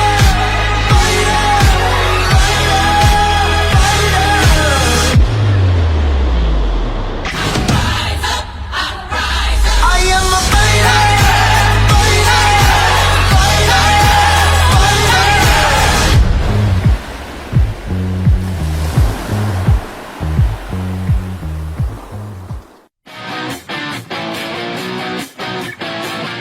Yeah, mate, it was a bit surreal. Like, even just walking down then, seeing that photo on that little wall down the Walk of Fame, it's pretty special, you know. Like, Shannon was a massive hero of mine when I was growing up, so to win his race is pretty amazing. But yeah, mate, I've watched that race over and over 100 times, and I can't get sick of it. It's like the biggest win of my career, and especially to get a little sweetener with 20K, it it was special. It was, I'll take that one to the grave for sure.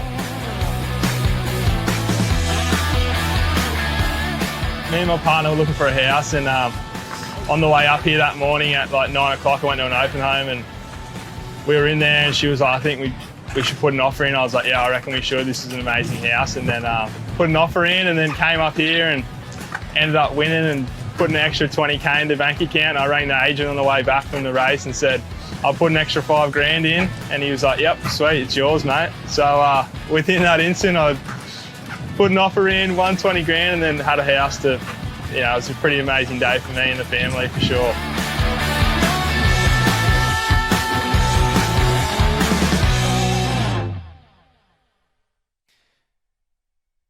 That is the significance of this race, Stu. It's not just about winning to claim a title, it's about changing your life. It set Jacko Maynard up with a new house last year. It was the ultimate fairy tale. I love seeing those shots of him after he won because the passion was all over his face. It was unbelievable, and we're about to see someone else's life changed as well in the Open Ironman final as our competitors start making their way down onto the sand. And that's it. You got the cowboy there, Khan Karadagan. I spoke to Jacko earlier today, and I sort of I mentioned about his photo at the end, the raw emotion. There's no one else on this beach that has the club mentality that he has. He's a one-club man. He's a Currumbin Viking till he dies, and that's him. He just goes hard, hard, hard, as we see Finn Askew coming on through as well. Odin Parrish, one for the future. He misses the high five. It might have cost him a sponsorship there. Who knows? He gave him a big woo as well. You can see how much Earl from Shaw and Partners loves it. He's high-fiving every athlete as they make their way through. Ali Day, what an incredible 12 months he has had, but this is the one that he wants to tick off once again. We heard from him earlier how much it means to him, but I really love, Stu, that we're getting to see the competitors have their moment in front of the crowd, because we don't always see a crowd like this. We don't always see an atmosphere like this for surf sports racing. The Coliseum that is Northcliffe Beach today with the swell the way it is. So their heart rate is going to be through the roof. Stu, what do you think they're thinking as they stand on the start line? I think they're thinking, I need to do what Scully did. Get off to a good start and then just make everything perfect from there on in. So they will watch that race. They're going to see, if I get a good start, I get my first attack. If I can get a break on them, well then I've got a bit of safety up my sleeve. And here is our last competitor into the final, racing in the Shannon Eckstein Ironman Classic for the final time. Matt Poole from BMD Northcliffe. There he is. He's always loved the cameras. Pooley, the rock star of Ironman racing. Stu, he has the confidence and he loves savouring the moment, but you know that this means so much to him right now. Exactly, and just walking through that wall of fame or that hall of fame and not seeing his name there might just be the fire in the belly. He races on emotion, as you can see. He loves the crowd, he loves the sport, he races on emotion. This for him is a moment that he will savour and really have a go. Oh, how special is this? A little tunnel from everyone who's on the beach there to support him. Even his competitors who are about to line up and do everything they can to beat him, he has just celebrated what was a very special moment in his career, because this is the last time we will see Matt Poole, a veteran, a legend of surf sports, racing in the Summer of Surf. And that's it. And he's going to be a big loss to us here at the Summer of Surf as an athlete. But knowing Paulie, he's not going to disappear. He's not going to go off into the shadows. He will stick around and he will be a part of surf sports for years and years to come. In what capacity that is, I don't know. Is he coming back as a coach? Hey, look, he could join us next year in the commentary team. Wouldn't that be good?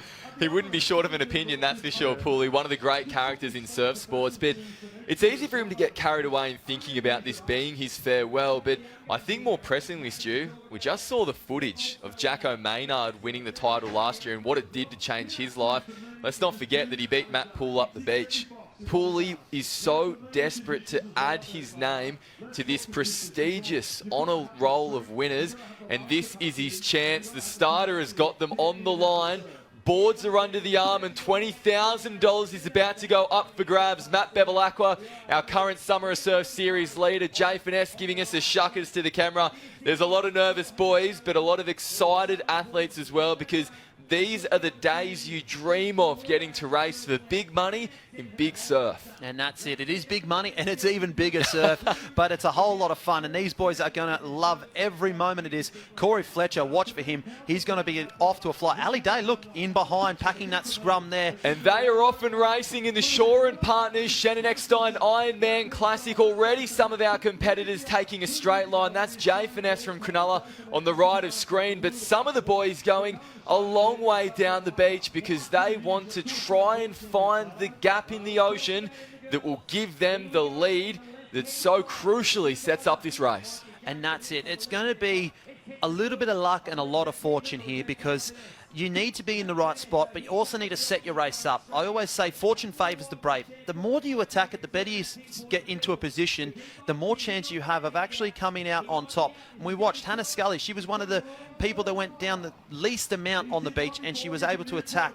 It's hard to pick up a leader here, but Matt Bevilacqua in the orange jersey is a jet. He is an absolute weapon. Khan Karadag, it looks like, may have stuck out on the left-hand side of the line along with Matt Bevilacqua. A number of our competitors forced to roll underneath that one. So an early blow for Matt Bevilacqua on the rest of his rivals. Corey Taylor there on his feet. We can see Will Savage from Trigg, Jackson Borg from Newport. But here comes the rest of the waves as well. So a crucial gap, but Stu, they need to make sure that they can get moving because that looks like Jay Finesse from Cronulla who took that straighter line, and it did pay off for him. He is going to be our first athlete to the second bank.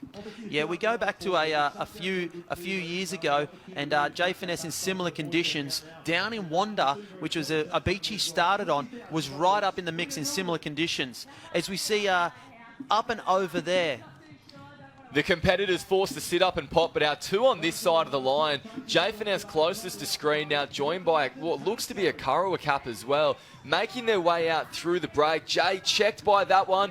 Now's the time to go. You can see the stroke rates start to lift for our competitors because we do not know what's coming, and neither do they. They can't see that far out with the wind being the way it is. It will be a rude shock if one pops up for them.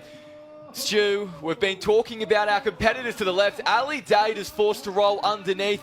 A huge set from Ali Day. He had just drawn level with our leaders as they make their way over the top. Rolled boards and athletes sucked back down. Corey Fletcher, he's gone. Corey Fletcher's board is gone. That will be race over for him. Borgie over the top, the cyborg there. He's been thrown around. He weighs about 90 kilos. He's the strongest person on the beach. He couldn't hold it. I am in shock. That was one of the heaviest throwdowns we have seen in years in surf sports racing.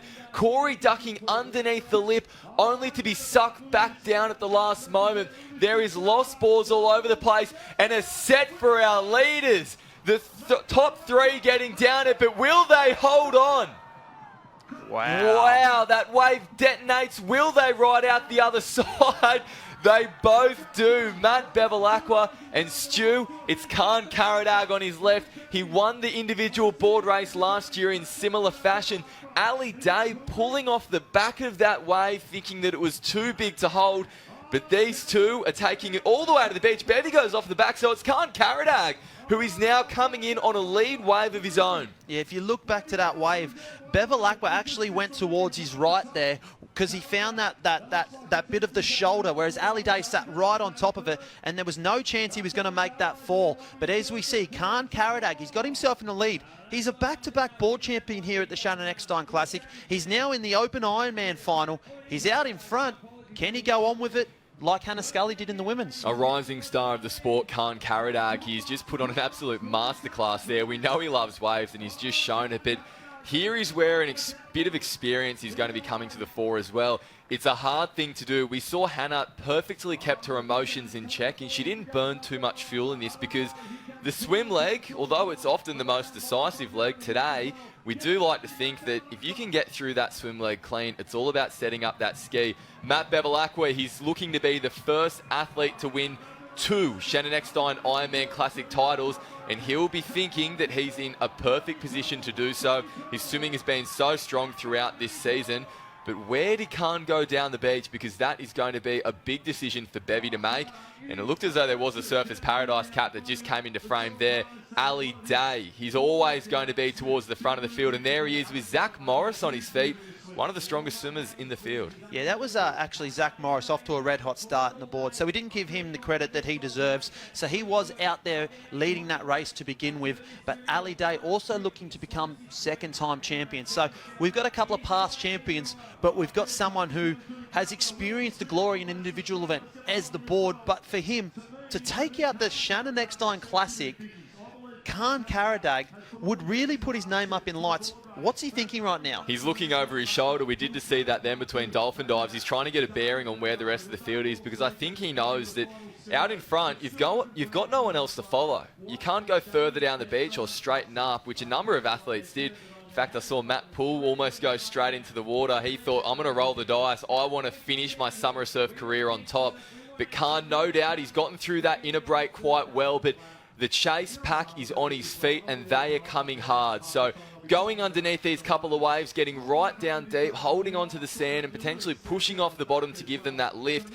There's so much water moving out there today that every little bit of assistance is going to help them out. Oh, for sure. And for Khan Karadag, through his junior years, he would have been in a position like this. But now being up in the opens, it's probably a little bit of unfamiliar territory.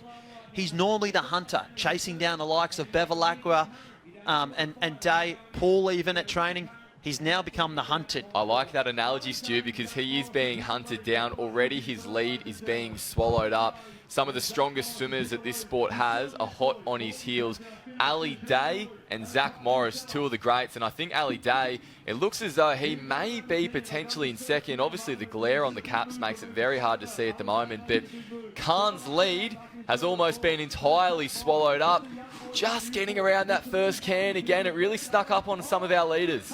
Yeah, they still just haven't calculated that turning can at all today. So when we get towards the mixed taplins coming up in just a moment, that's going to be make or break for some of these. But it's Ali Day who is just starting to eat into the lead that Khan Karadag got himself on that board. So Khan right now is just maybe preserving a bit of energy possibly. He's letting them all come up to him and he knows, I'm going to have to attack it in the ski, I'm going to have to attack it, I can sit back and rest. But as well as that, Zach Morris and Ali Day. Ali Day right now has just got himself out to the lead. And he's taken a wider line on the way in as well, Stu, which I find really interesting. Some of the guys are looking to cut back and do perhaps a little bit less running. But here comes a little wave for our leaders. Will Ali get a lift? He does get a lift, but it's going to fill up. What does that mean for the wave behind? Will it get him into the position that he needs? It looks as though there might be some coming to stand up, but at the moment, it's a washing machine of conditions out there, Stu. And that's it. It's a washing machine of a day. As well on the inside, wave on there for the inside. Khan Karadag picks it up. Ali Day, does he? He's gone. So the leader is now gone out the back. Khan Karadag picks it up again. Look at the locks. Hey, it's a bit of Billy Ray Cyrus about it. Don't break my heart, my achy breaky heart. Khan Karadag, he does have the nickname the Cowboy, so it is fitting. Matt Bevilacqua coming through the middle, and as well Morris there of Newport. So Bevilacqua in the centre of the screen right now. He's the current series leader. He'll be looking to take out the series championship. He'll be looking to get on the board. No, hold on a second. Hold on a second. Who is riding this script, Stu? Matt Poole took the brave decision to not run down the beach and aim straight for that first can. It has resulted in him leading the Shannon Eckstein Ironman Classic into the final ski leg, the final leg of his summer of surf career. You could not make this up. You can't script a better story than this. And this is why we love sport. This is why we love surf lifesaving. It's like a Hollywood script. They make movies about this stuff. If he can hold on here, get himself into a position to take this one out, I tell you what, that's a good fitting end to his summer surf career. It's crucial to note, though, that there is a cast of athletes who are all out to play spoiler as well at the moment, because although Pooley does get in first, Ali Day is hot on his heels. We saw Khan Karadag there as well. And it looks as though that might be Corey Taylor towards the right of screen. There he is right on screen now, Corey Taylor. He's an incredibly strong ski paddler. So, Stu, we've spoken about Shannon all day. We've spoken about the Professor. It's all about not making mistakes when you're fatigued and tired. That is harder than ever. And here comes the first test. Pooley easing up, waiting for this short break. to dissipate as it makes his way into his ski. Now there's a little gap opening up. He is trying to go as well. The rating flies up from all these competitors. Poole going sideways. Will he get around it? Yes, he does, Matt Poole, as Corey Taylor is forced to duck. So now Poole has a little bit of a gap to work with for the all-important second bank. It probably allows him one wave of decisions. Yes. It probably allows him just enough room to go, what do I do now? Go or wait. One wave is all he's got, though. And he is starting to look over the top as well. It does look like now is the time for Pooley to go. This next wave is going to break. If he can get through it clean, he might be away. Here he comes, building up his speeding. He's getting his nose right back. Does an incredible job of getting the power back down onto his ski as well. And it's go time. There's no more waiting. If you are going to become a champion, you must seize this opportunity now. Even with little waves starting to stand up for Pooley. Is he going to get through that first one? He does. There's another one standing behind it. The rating is through the roof. He's going sideways, trying to go around it. And yes, he is going to get through it too. But how much is that costing that change of direction? Because back to our right, competitors have straightened up and they're now through as well. Yes, I don't know about the right side just yet because they got hit by that last wave. So Pooley, who's gone a long way left, has had to come back. But Bevilacqua, best mates, housemates, training partners. He wouldn't spoil the farewell, would he, Stu? He would. He would. He's a competitor through and through. These boys, they know how to race. They've raced each other forever. He would know what's on the line. He would know the Hollywood story, but he would be racing to the end. Bevy making a big effort to get the inside line on this can, and he is going to get it. Pooley's actually letting him in. He doesn't want to get tangled up at all because now is the moment. $20,000 is up for grabs. Bevy is lifting the rating and he's going with that swell down the beach. Pooley is coming back further to the south to try and get a better line. He's going to take it. Matt Poole has picked up a wave and he is going to try and hold this one into the beach. It's a big decision to be taking with $20,000 on the line. The rating goes up. The nose starts to go to the side. But Matt Poole leans back, leaning his paddle into the water, and he is going to hold on into the gutter, Stu. That's one part done. Into the gutter, one part done. We know that's where Scully had her issues in the shore break. We don't know about Matt Bevilacqua. We don't know where he's at. It looks to me like Poole at the moment is in there, but look at that. Benny Carberry on his tail, who spoiled the party last weekend. Here we are, the fairy tale story. Matt Poole has a moment now over the top. He's almost there. He's almost got it. He can almost celebrate, Sam. Matt Poole is down that lead wave and he's on it on his own. He has won the Shannon Eckstein Ironman Classic in his final attempt. He can barely believe it. Look at the look on his face as he runs up the beach. There's high fives everywhere because he's taking home $20,000 and a place in surf sports history, Stu. Absolutely, and what a fitting way to end as he celebrates with the crowd, the pure emotion, the joy, maybe the relief as well. Look as at the roar as he rips that tape up in the air. Matt Bevilacqua was second, but look at the look on his face. He is just so ecstatic for his best friend to go out on top, a winner. Benny Carberry in third place. You mentioned the fact that Benny got the jump on him last weekend, but today it is all about Matt Poole, and it is a fairy tale way to finish his career. Look at the celebrations on the beach. We do not see moments like this in surf sports very often. One to savour. What a special moment. Absolutely. What a special moment. There is his cousin Rob as well. It's a family affair. There's his sister Liz. So look at the team get around her. His dad Ian handling for him. So this is his support crew that he's spent his whole life with. They've followed him through his career and he's finished his summer of surf journey on the top. The emotion, Stu, the emotion. There's tears in the eyes of everyone who's acknowledging him. There's tears in Pooley's eyes as well. He shakes his head. He can't believe what he's just done. This race is so hard to win. There's only been 4 years of it, but it is the best of the best. If you've done the work, Stu, then you have to try and conquer the ocean as well.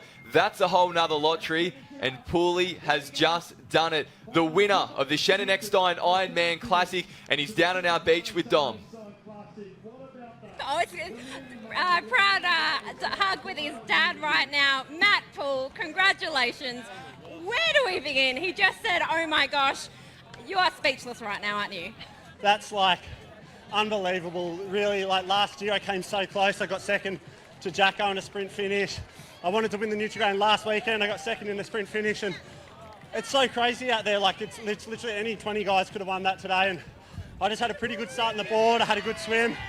Going out on that ski, I kept hunting a long way north. I thought it was going to come back to bite me, but it let me out, and I came into a tussle with Bevy at the end, so I'm stoked.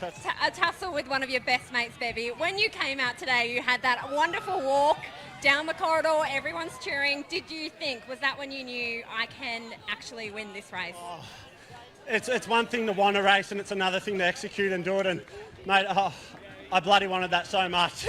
And I got it, so I'm speechless right now. What were those sets like out there, and you having to negotiate them and think that you're going to come off the top, you're going to come off? Like, take us through what it was like out there. Yeah, look, I wish we went in the break. Honestly, I wish. No, I'm joking.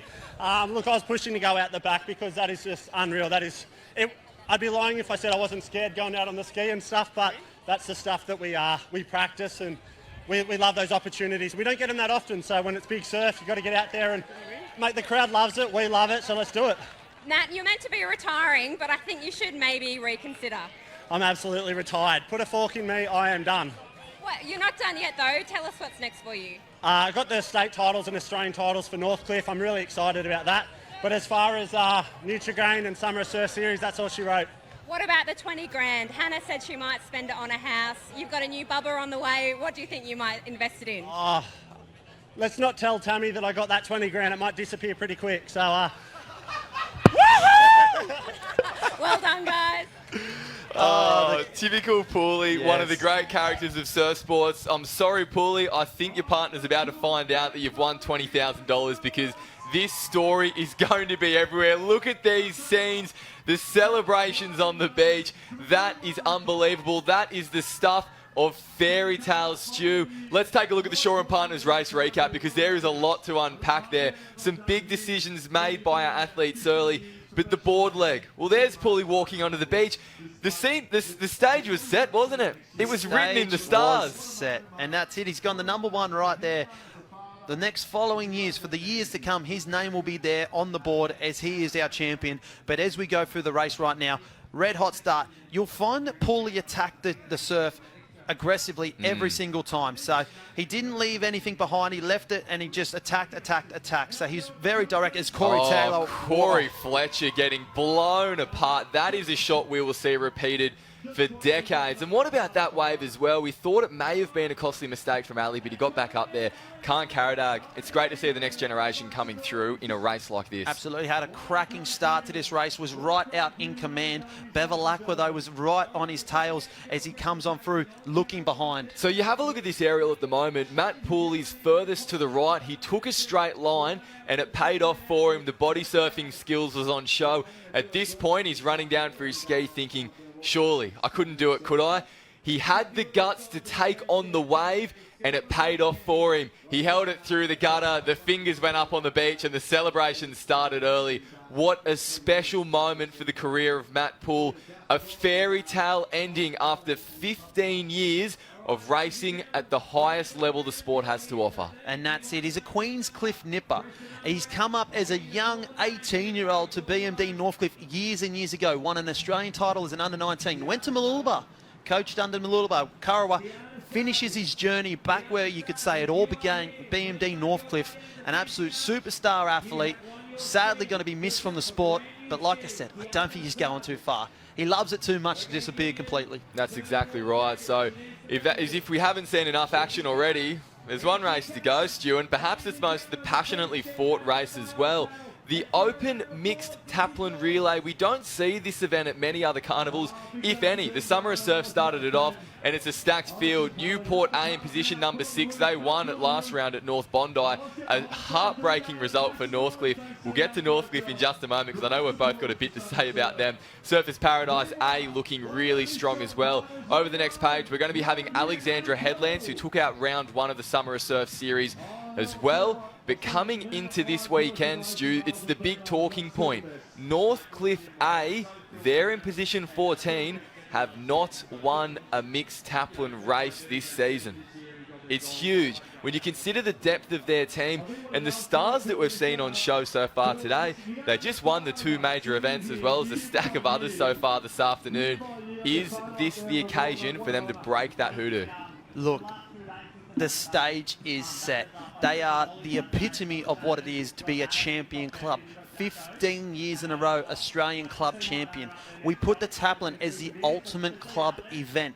It's expected for them to win. Yeah. It is. It's expected for them to win. And I think that's why there is so much emotion from the other clubs when they beat them. That's exactly right. They know how big of an achievement it is. There was jokes made around the surf clubs at the start of the season that this event was almost made for Northcliffe to dominate and win all three. As we stand here on the start line of the final round of the season, they're yet to take a victory to their name. But Stu, having a look at who's in those teams, it's not just Northcliffe A that can do it. The B team that we saw in there, even a C team as well, they're all capable. Stars from top to bottom. But not only that, they've got to try and conquer the conditions. Absolutely. Conquering the conditions is the key to today. We've probably flashed back now to the iron results, and we spoke earlier about Northcliffe not being able to win the Shannon Eckstein. They've now won both. They've got the men's and the women's. Right. So let's see if they can win the form. They are the reigning champions in this event. They won it last year. No wonder Hannah Scully's smiling on the start line there. What kind of confidence do you think she'll be racing with after the biggest result of her career like that? She'll be racing with a wet sail out there. She's taken out the board. She's taken out the iron. So she knows today she's the quickest person out there. For a team to have the quickest person out there start off for you, it's a great boost for the rest of the team coming as well. We see Wanda. I'm loving seeing the smiles on the start line they too, love this Stu. event. This mixed Taplin relay has been such a groundbreaking decision for the Summer of Surf to undertake because we don't get to see it in any other events. The guys and the girls teaming up in relay formats like this, and it brings the club together so strongly as well. Although everyone wants to go out there and do their best for their club, they also know on days like this as well that, well, it's a bit of a lottery. Anything can happen, so we're just going to have fun racing hard and racing fairly with each other as they start to come in for the briefing for the final time of the Shaw & Partners Summer of Surf season, with Shannon Eckstein at the helm as well. That's it, and you said it before. This is the only place where the mixed Taplin relays get run. This is the only place. You could probably put in the words of the great New Zealand poet Scribe. How many dudes you know roll like this? Hey, there's not many, if any. We are the only ones that roll this way. So I'm excited for this. I've had this penciled in the calendar all day, or in the diary all day. I'm ready. I think that the noise from the beach is going to come up through the booth here, and they're going to hear it because there is an electricity in the air that we can feel up here, and we're not on the sand. I can imagine that BMD Northcliffe are already starting the party, hopefully not celebrating too early. So the boards have now gone up underneath the arm. We are just about to start the final race of the Shaw & Partners Summer of Surf season, and it is the biggest. The 6-person mixed Taplin relay. Stars from top to bottom, both established stars and the next generation as well. A number of junior competitors on the start line too. There's so many people who are ecstatic to be seeing this one go down, especially these competitors. It means so much to them, the Shaw & Partners Summer of Surf, and they are seconds away from racing for the ultimate club bragging rights. And that's it, and away we are, and we are racing. This is the ultimate team event. It is the epitome of club culture and club performance, and we are away. Look at them run into the wind, Sam. We love that shot. Our camera getting down there in the water as well. The competitors going either side, water and wind in every way, and now it's all about that stroke rate again, Stu. We see a really interesting formation of the pack because already we have some clear leaders making their way out towards that inner break. Yeah, that's it. It's the Burley club cap there out in front, nose out in front, as well as Noosa Head. So I'm thinking that's Geordie Mercer. There's the green board of Hannah Scully. So Scully's into about third position right now, but it's Burley Heads that's going to pop over this wave first with Geordie Mercer right on side. Maddie Spencer of Newport makes a big move through there. She explodes off the bank there. She's got another wave to contend with. Up and over. Lizzie Wellborn there, up and over. Stu, the momentum that she got from popping that previous wave on her knees gave her half a ball length on everyone else around her, and that is what set her up to get through that break. So a few of our competitors, we can see Tiani Massey from Maroochydore on our left, Courtney Hancock trailing Lizzie Wellborn on the right. I do believe that this race is going through the inside break, but Stu, I'd love to be proven wrong right now because we just saw our open competitors go around. It's what we all want to see, the big waves being taken on, but no, that is a turn there, so it is the inside break, another changing course for our competitors, and it's Lizzie Wellborn who has opened up a lead. Our round 2 winners, Newport Surf Club. Yeah, they're strong as well. Look at them, turn for home, onto a wave straight away. Lizzie Wellborn, no. There's Surface Paradise, Courtney Hancock. So Carly Nervin, we spoke about it earlier. Here we go, Lizzie Wellborn, she's down, she's away. And she's on the front of that one. So Newport, can they go back to back? Round 2 Lizzie into would round love 3. to get down the. Oh no, she's fallen off her board at the crucial moment. That's heartbreaking for Lizzie. But quickly straight back on, and she is going to get a lift. So she will come back in with our leaders.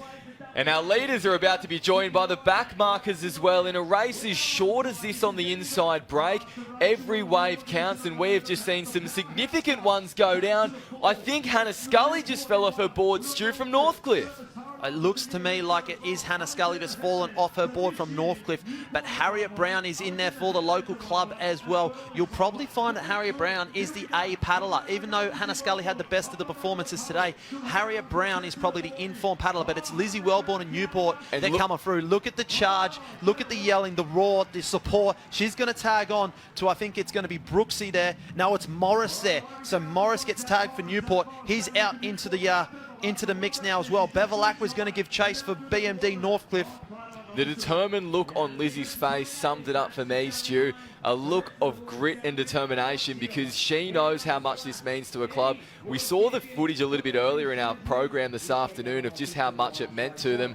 Newport has had a taste of this race, and now they are chasing it down. But already, Zach Morris has been joined alongside by some of the fastest paddlers in the sport. That's Adam Palmer from Maroochydore. It looks as though it's Alex Heads on the Reece left. Burrows there from Alexandra Headlands as well. So he was off to an absolute flyer in the individual board. He's managed to get up and over. It looked like he was about to fly off the side. I thought he was going to. Another one going off their board, but he's done incredibly well. Oh, and they wear that one on top of their head. Zach Morris, with the line that he took, has now opened up a lead. Wow, we've seen it so often throughout our program this afternoon.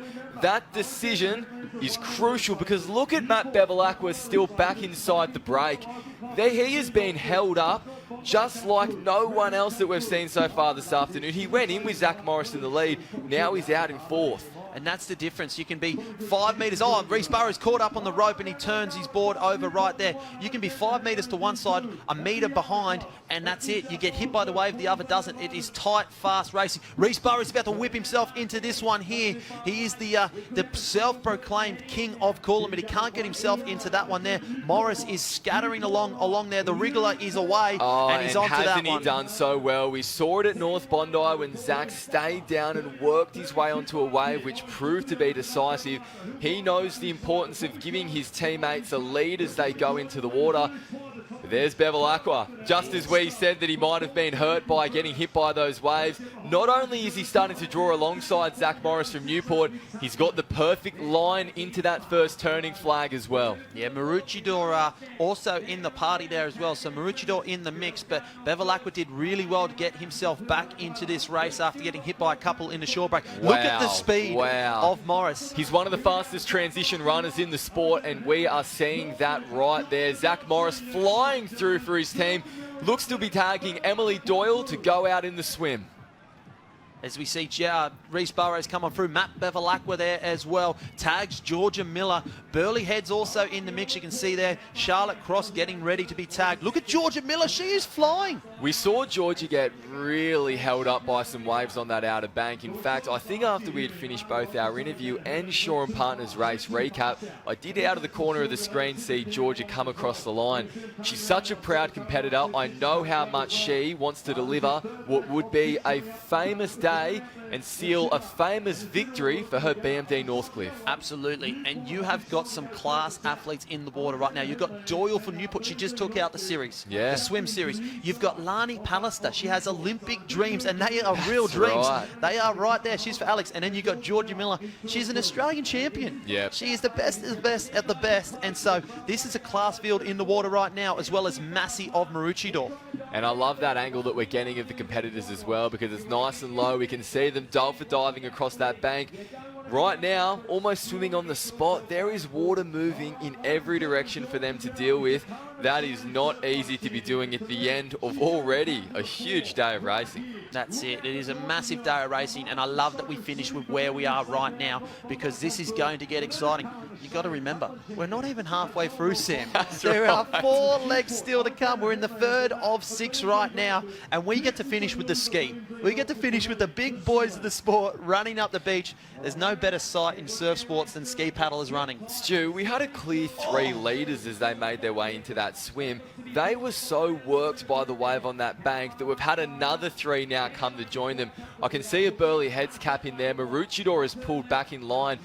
And I don't want to call it too early, but I think we may potentially have Newport B coming into the mix as well, Stu. Yeah, Newport, they are one of the mega clubs. We've got a couple of big clubs in our game here of surf sports. Northcliffe, obviously, they are the ultimate. They are the professional outfit that it comes to with surf clubs. They are probably the envy of every other surf club. They have the facilities, they've got the squad, they've got the coaches, they've got the power. But then you go to a couple of other big clubs, your Burley Heads, your Newports, your Manleys, your North Bondis now. They've come on a long way in recent years. So there's a lot of powerhouse clubs. For Northcliffe and Newport B to be up there with 8, it doesn't surprise. Yeah, that's exactly right. So they make their way around that second swim can now, almost on top of each other, the pack. We haven't seen many lead packs be that tightly compressed so far today, and it's going to be a big decision to see who starts to cut back towards the south or who wants to straight line it. Georgia Miller's on the northern end of that pack at the moment, and she wants to get herself to that wave zone as quickly as possible. If she can manage to crack a wave alongside, looks to be Lani Pallister, or is that Emily Doyle with that cap at the moment? So this could prove to be a big payoff in dividends for these two as they take that straight line back in. If not, our chase pack is there ready to crack that wave, Stu. Yeah, you'll probably find as well in the last 10 to 15 minutes, the wind has turned a little bit westerly, so it's offshore. So these waves are cleaning up just a little bit. It's got wave on here. Charlotte Cross there of Burley Heads. Swimmers colliding, Stu. It looked like the 2 Newport competitors on top of each other. Yeah, it looks like Charlotte Cross got the best of that one there. So BHMP, she's out in front. Lani Pallister managed to pick it up broken. So surf skills there, an absolute premium. Lani Pallister got the kick going. She's going to get the most out of that one as well. Doyle also still there. Alexandra Headlands, round 1 winner. Newport, round 2 winner. 1-2 at the moment. And Burley Heads taking out the Shore and Partners Summer Surf, 7,000 at Maroochydore as well. So there's only been 3 champion clubs of this event, and they are the top 3 at the moment. Georgia Miller is swimming as hard as she possibly can to the beach to keep Northcliffe in this race, as Alexandra Headlands lead around. Halfway now, Stu, into the 6-person mixed tackle and relay. And we're going to have to apologise. We thought it was Lani Pallister out in the water. It's actually Taylor Halliday there out in the water for Alexandra Headlands. So she has had an amazing weekend, Taylor Halliday, and she gets all the credit she deserves. Cooper Williams, he's going to have an absolute phenomenal swim here. He goes like no one else, especially when it's in a team event. The Alex boys and girls have so much pride when they wear their club cap, and although they do it individually, when they come together for these team events, it is absolutely on show, and we are seeing that now. Stuart, some of the greatest pictures that we've seen so far this summer was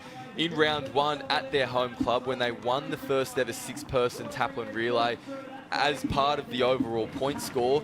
It was some of the nicest pictures I think we've seen all summer on the beach. There were tears, there were hugs, there was cheering. It means so much to them. Absolutely. Cam Guthrie had the honours of running up and finishing that one off, and he gave it a little bit. But I love to see that in our sport, the emotion come pouring out. No more emotion, and he's going to hate me saying this, from the club president, Ash. Yeah. There were tears in the eyes on his birthday. What a birthday present for Ash there when they took out round 1. That's how much this means for a club. It is the ultimate team event. Stu, there is a lot of water that is now starting to move as that tide makes its way back in towards more of a high. It looks as though a rip has formed, and Cooper Williams has jumped straight in that. That lead that he went in with, which was only marginal when he hit the water, has now opened up to a sizable gap. He's going to be loving this short swim as well. He's got so much speed, Cooper Williams. He is going as hard as he possibly can towards that first can. Yeah, he is. He is a speed athlete. The swim is his specialty. He's an unbelievable Ironman, but the swim is his specialty. That's his strong suit, and that's why he's the swimmer right here, right now in this leg. And he's got some absolute superstars to tag to bring it home. Ali Bull, Olympian. Jet Kenny, legend of the sport, an absolute phenomenal ski paddler, comes from the outstanding family of Ironman tradition. This is what we love our sport for. That is a spectacular sweeping shot from our drone bringing you this broadcast this afternoon. And there is one thing that caught my eye, and that's a BMD Northcliffe cap in second. I would expect that to be Nick Sloman, who has been a standout all summer. Cooper Williams pushing down that little wave, and it doesn't quite work for him. And Sloman looks to be taking a much sharper line back towards the beach. But here's Cooper Williams getting a wave to take him there even quicker. Now, will he be able to hold this one all the way to the sand, Stu? It doesn't look like it, no. He's just popped out the back.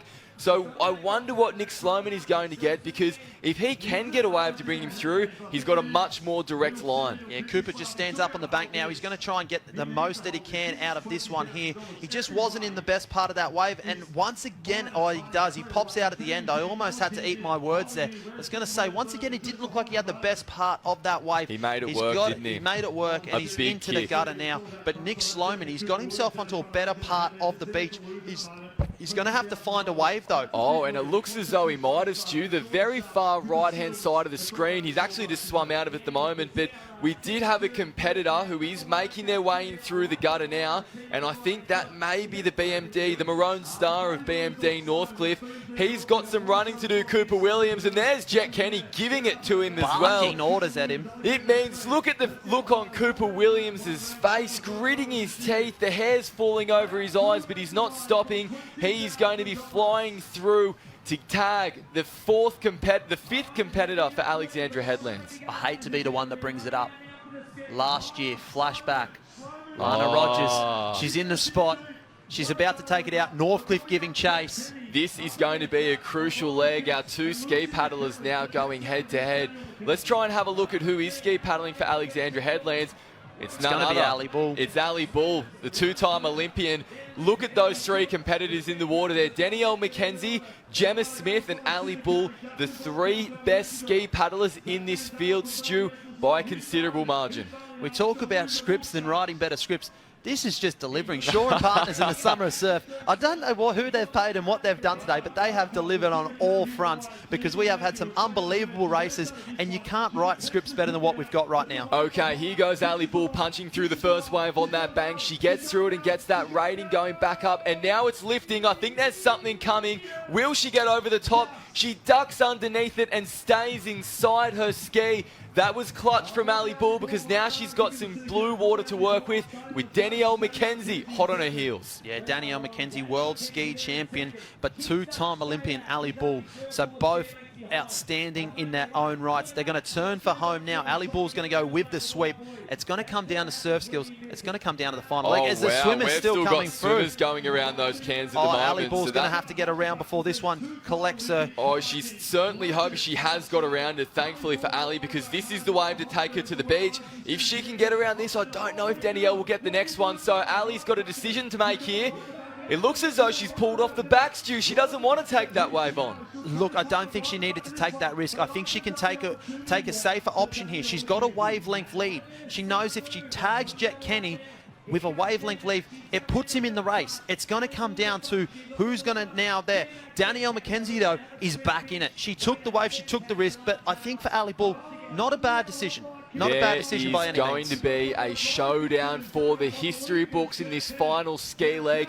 It only is going to go for about 60 seconds, but two of the fastest paddlers that our sport have are about to explode. Ali Bull and Danielle McKenzie going head-to-head at the moment. Danielle McKenzie is up and running first, but Ali Bull has shown that she's got plenty of pace to go with her. The gritted teeth as they make their way into this flag, and they are staying right together, Stu. There's not much splitting them. It's a match race from now. It's a race in two. It's a match race. It's mano-a-mano, man versus man. Riley Fitzsimmons versus Jet Kenny. Riley Fitzsimmons, the Australian ski champion, is going to be going head-to-head with Jet Kenny, one of the biggest names in our sport, and they are going to be showing plenty of speed. Here they go. Riley's in first, and the rating's straight up. Jet taking just a moment to jump into his ski, and checked by a little wave now. this is where the race is won, Stu, on the way out through this break.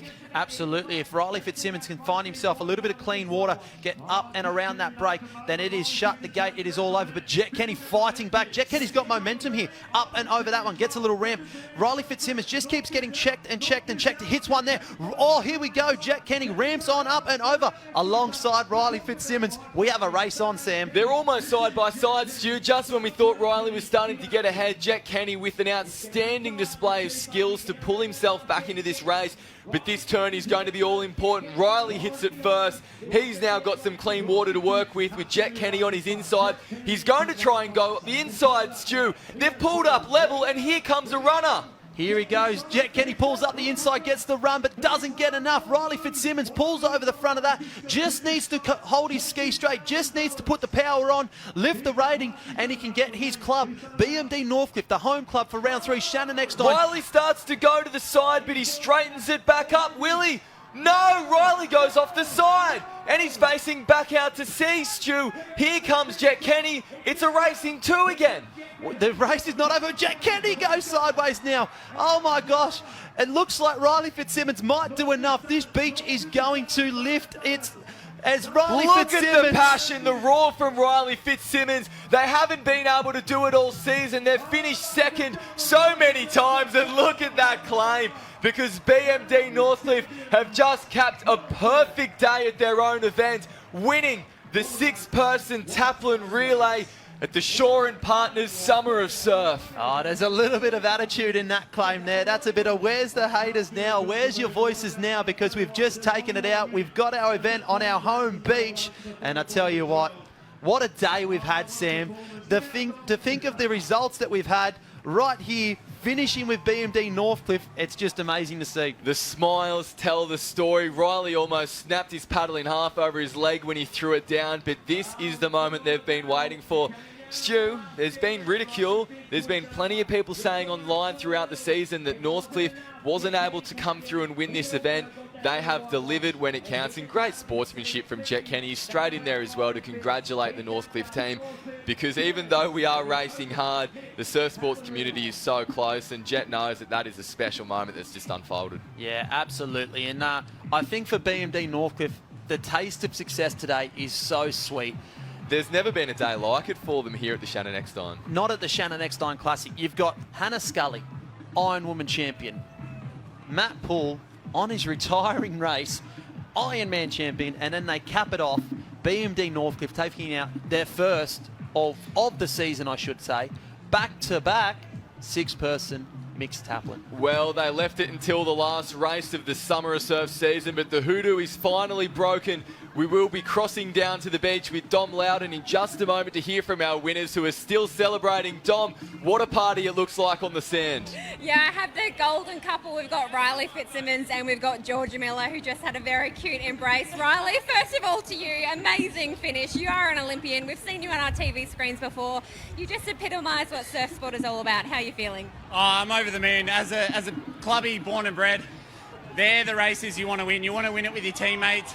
Lucky enough to do it with my partner Georgia and the rest of these legends. So having a cracker year, my first year in Northcliffe. It's been awesome, and this is the one we wanted to win. And the message for the boys back home, Lockie gave them one before. No comment.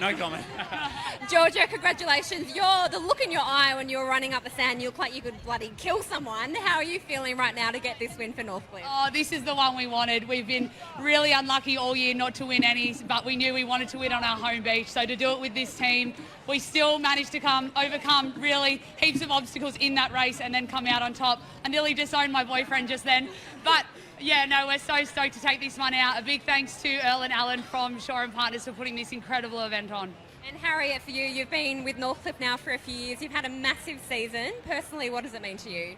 Oh, this is so special. I think any individual win is great, but to do it as a team, as part of the 6-person Taplin at the Shore & Partners Shannon Eckstein Ironman Classic, I think that's just the icing on the cake. It is so good.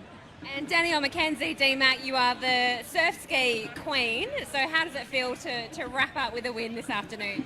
Yeah, look, I'm not sure about the Queen. I take my fair share of beatings out there, but absolutely loving it to be here with my club mates, Northcliffe, and yeah, absolute huge thanks to Shore & Partners for putting on this event. It's absolutely unreal. everyone's out there smiling on the beach and having a blast racing, and that's what we want to see. Now, Maddie Bevilacqua, you know how to have a good time. How are you expecting the Northcliffe Surf Club is going to go tonight? Will the roof be raised? Oh, we've got it all set up, you know. This has just been a fairy tale finish. I can't really believe it, and we're going to make sure we celebrate and make it all worth it. And just finally, with the Matt Poole win, to finish that off for Northcliffe has just killed it. What is it about this club that makes it so special?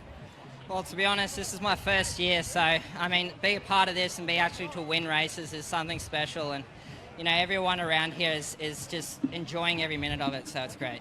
You picked a very good club to join. Congratulations, guys. Enjoy the celebrations. Yeah, I think those celebrations have now just started, Stu, because that was a race for the history books of BMD Northcliffe. Let's have a look at the Shore and Partners race recap, because it was chopping and changing throughout each of the 6 legs. That's it. We see there the carnage at the start of the women's as we see make the break early, Lizzie Wellborn, but comes off her board, manages to still hold on to a little bit of a lead going in. So at this stage, Newport looking pretty good. Morris enters the water in the lead. They're our round 2 champions, so we know they've got form coming into it. Maroochydore, they got into the party at some point here halfway through this board leg, going into the swim as well. Look at the way that Zach flew across the sand and the way that he was chased as well.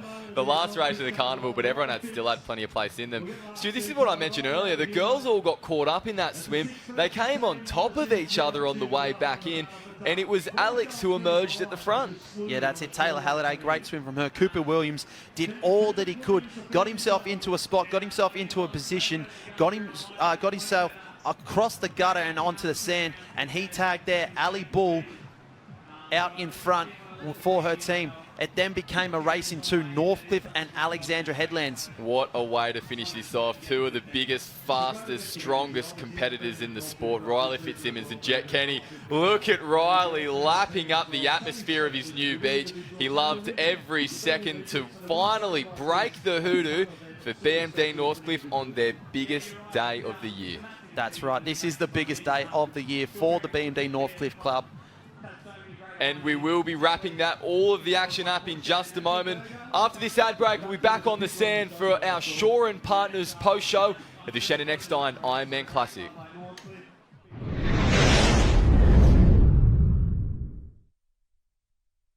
When you don't need to worry, there'll be days like this. When no one's in a hurry, there will be days like this. When other parts of the puzzle start to look like they fit.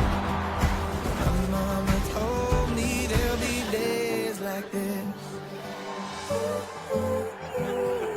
My mama told me there'll be days like this.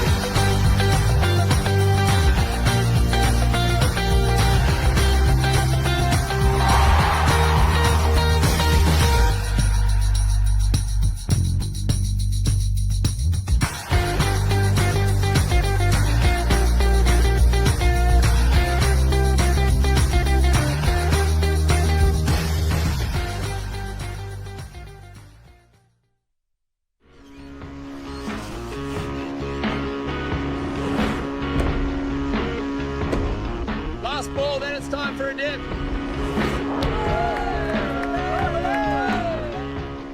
Hey, flags are this way. It's just a quick swim. Yeah, but it's choppy out there.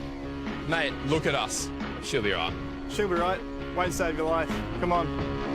It's the risks you don't take that make you safer.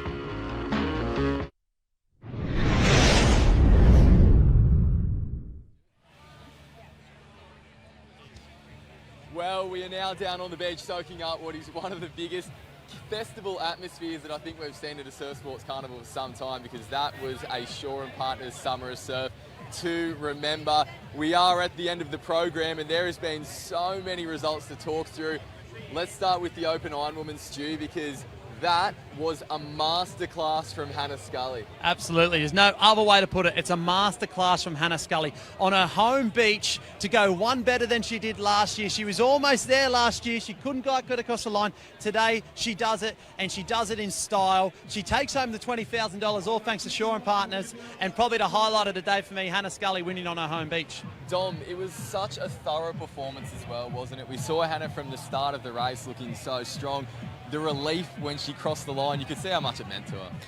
You really could. She put so much into that race. She led from the start. She couldn't be caught. And I love the fact that she's going to follow in Jackson Maynard's footsteps. So last year when he took home his 20 grand, he put it towards the house. And Hannah said she's also going to do the same thing. So this is why the Shaw & Partners Shannon Eckstein Classic is so important to these athletes. They really look forward to this event all year so they can really spend the money that they earn so hard. And they're just about to get that money as well. So we can see the podium being set up behind us in just a few moments. We will bring you those pictures of Hannah on top of the Open Ironwoman podium. But Stu, she's come so close. We spoke about it in commentary that last year the money was almost in her hands when she had made it out the back on that last ski leg, only to be destroyed by one of the biggest waves that we've ever seen come through at a carnival. Well, that's right. Last year it was oh so close, but so bittersweet. This year, though, it's going to taste even better. Almost like that time where it's just almost there, it's ripped out of your hands. She can now firmly put two hands on it and celebrate in style tonight, which I no doubt she will. We then turn our attention to the men's. You can't write a better story than that. We will just stay with shots at the moment because Hannah is now collecting that winner's check on top of the podium. There's Harriet Brown in third place today. What an incredible season that she's been having so far. Courtney Hancock, she won it last year. Back up again, Dom. It's been so impressive. With Courtney Hancock, yeah, she's an absolute legend of the sport. When I speak to young girls about who they follow in the sport, it's always Courtney Hancock. People my age, it's always Courtney Hancock. She's such a warrior, and for her to be able to go from Northcliffe to Surfers Paradise and still have such a stellar, strong career and be so consistent at every surf carnival is really motivating to see. And there is the moment for Hannah Scully on top of the podium, getting her winner's check. The smile on her face says it all. This is such a big day. It's the richest race on the surf sports calendar, Stu. This is the day where the athletes want to step up and perform. And no doubt the richest day on the surf sports calendar. And thanks to Earl and Alan, the co-CEOs of Shaw & Partners, they've made it even richer for the following years. So they've committed on for more years to come, more prize money to come, bigger, better prizes as well. I think we can probably reveal now, it might spoil the party tonight, next year, 2 cars on the line, as well as all the prize money for the Open Ironman Series champion, the Open Ironwomen Series champion. It's not a bad prize to drive away with. We're still seeing the beautiful pictures of our top 6 athletes at the moment. Jordan Mercer, we didn't quite pick that up in the live stream given the chaos after Hannah's win, but that is a breakthrough result for Jordan after what has been a really tough couple of years for her as well. It is. I must admit, I am like you as well, Sam. She kind of slipped through the cracks a little bit racing today. I didn't actually realise how well she had performed today. She was always going to in that kind of condition. She's so strong in it, isn't she? And she is such a warrior, such a fighter. As you can, they've got the champagne spraying now. Gee, we're so close. We're almost getting sprayed by the champagne. We can certainly almost taste it at the moment. Hannah, she's certainly tasting it straight into it at the moment at the start of what no doubt is going to be a really enjoyable night of celebrating for the club. Love it. Harriet's having a swig.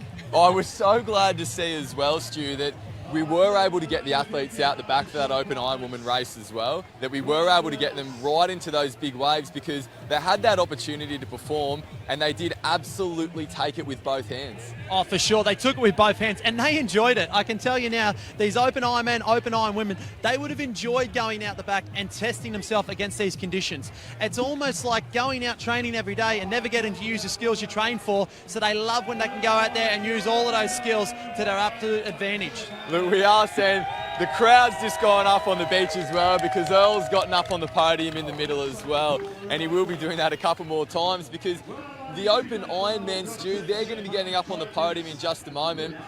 You couldn't make it up, could you? It was always going to go that way, wasn't it? Oh, We kind of hoped. We had a hope that it would go that way. It's such a good story to finish on top, because you see it so many times with sporting athletes that they don't get their moment in the sun to celebrate a retirement on such a career that they have, so accoladed as it is. For Matt Poole to be able to walk out on top of the sport, it's a great story. I'm glad you say walk as well, because Dom, I was going to ask that Pooley's walked out onto the sand when he came through. What was the atmosphere like on the beach at that moment? It was amazing. It was an amazing atmosphere. The crowd here is one of the biggest I have ever seen. And I was just actually speaking to Wally from Northcliffe Surf Club, and he said they've never seen a crowd this big. So for Matt Poole to experience that, and for people to be able to show Matt Poole how much he means to them as an athlete, is pretty amazing. I knew that it was going to be a special moment, Dom, but I didn't realise that all of his competitors who were about to line up and try and beat him were going to be celebrating in that as well. That's how much the guy means to the sport. Exactly. And the thing is with Matt Poole, he's such a good human as well. I mean, I'm a local news reporter here. Whenever I need an interview with Matt Poole, he's always, yep, sure, Dom, where do you want me, what time? He's so keen to promote his sport, which is so good for the next generation of the younger athletes to see the young Ironmen here today. If they can emulate what Matt Poole does with the media and does with sponsorship, I think the sport will really grow. Well, there's always turned heads, hasn't he, Stu? The pink hair. We've been speaking about that a bit so far this season, haven't we? One of the great moments in the sport. Well, that's it. We go back to round 2, Bondi. That was where he really put his name up in lights, not only for the pink hair, but the results that he had there. And he is one of the most controversial but most looked up to and inspiring athletes that we have in the sport. Like we said, his opinion is heard. He doesn't sit on the fence. He's one of the ones that goes out there, says his piece, and that's why we love him. And we're about to have one of the biggest roars of the day, because Matt Poole is about to stand up on top of the podium and collect his $20,000 winner's check, all thanks to Shaw & Partners. How nice were the moments, Dom? You were right in the thick of it after the race, Dom. His family, there were tears, there was joy. It was so beautiful to see. Well, Sam, here's when I admit I actually almost forgot that I had to interview Matt. I was so excited. I was so caught up in the moment, and I thought, oh my gosh, I've got to... Oh, here we go. No, not yet. Yeah, here he is, getting the trophy. Yeah, I was so caught up in the moment that I almost didn't interviewed him. He's amazing. Yeah, his mum, Philippa, was here, gave him a massive hug. I think she was crying. So much emotions. I think Stu and I got a little bit glassy-eyed up in commentary as well, because Stu, he's wanted this race for so long. There's been so much work that's gone into it, and he's come so close. We speak about Jacko Maynard's famous victory. He beat Pooley up the beach for that. Well, that's right. There's only one of 4 now, and he is one of them. And it's now he can retire not knowing what if I would have been there better the year before. He can now say, I've won it, I've been there, I've conquered Mount Shannon Eckstein, and we now stand on top of it. Oh, I think we're about to see the spray. Here it comes. I think Pooley's going to be drinking a few of these tonight after a race like that. What a special moment for not only Matt Poole, but also for the club, for his mates as well. Matt Bevilacqua across the line in second place. The first thing that he did was sprint over and jump on his best mate after what was the dream result almost for the two of them. Yeah, amazing. Matt Bevilacqua, they are such a close pair. So we all know Matt Bevy moved up from Tassie and went to Sunny Coast and met Matt Poole on Sunshine Coast. They became flatmates, and now they're just as thick as thieves, and you can see how happy Matt Bevilacqua is for Matty Poole. There was nothing insincere about it. It was so authentic, their embrace, and yeah, it's just so amazing to see in our sport. I'll tell you what was one interesting thing that I thought after today is that although there were moments that looked like it would be otherwise, we still do not have a 2-time winner of the Shannon Eckstein Ironman Classic. I think that goes to show just how difficult this race is to win, let alone when there's conditions like this, but in any year of the event. Well, that's right. You say there is no 2-time champion. And I think we could go years and years and not have a 2-time champion, especially now that Matt Poole is out. That's one of our champions gone. It makes it even harder. There's only 3 for the boys, there's 4 for the girls. So the odds of a 2-time champion is still tough. It's going to be hard to go back-to-back in this event year in, year out. Gee, worth noting that both Bevy and Courtney as well, former winners, finishing second today. It looked like for a while that we were going to have that result, but that's the enjoyable thing about surfdom when it gets conditions like this, that really anything can happen, and it did today. And the competitors absolutely love these conditions. When they came down here today, I think they were just so pumped that they're able to showcase what they can do in their sport. And as we're often reminded, they come from surf life-saving backgrounds, so they use these skills to actually save people in our surf. You, me, little kids, that's where their basis of their skills have come from. And I love as well the winner of the Iron Woman, 17-year-old winner of the Iron Woman. She said her skills that she learned as a nipper, she really put into practice today. Yeah, it was beautiful. So yeah, amazing to see. I mean, to me, those conditions are hectic, crazy. No thanks, I'm not going to go out there. But you can see when they are coming up the beach, when they're running in, they have the biggest smiles on their face. They absolutely love it. That was a really enjoyable part for me about today, as well as we see our two champions up on the podium having their moment of celebration with Earl from Shaw and Partners, was that the junior athletes got to have their moment racing in the amphitheatre that is the Shaw and Partners Shannon Eckstein Ironman Classic, and they got to take that opportunity as well, Stu.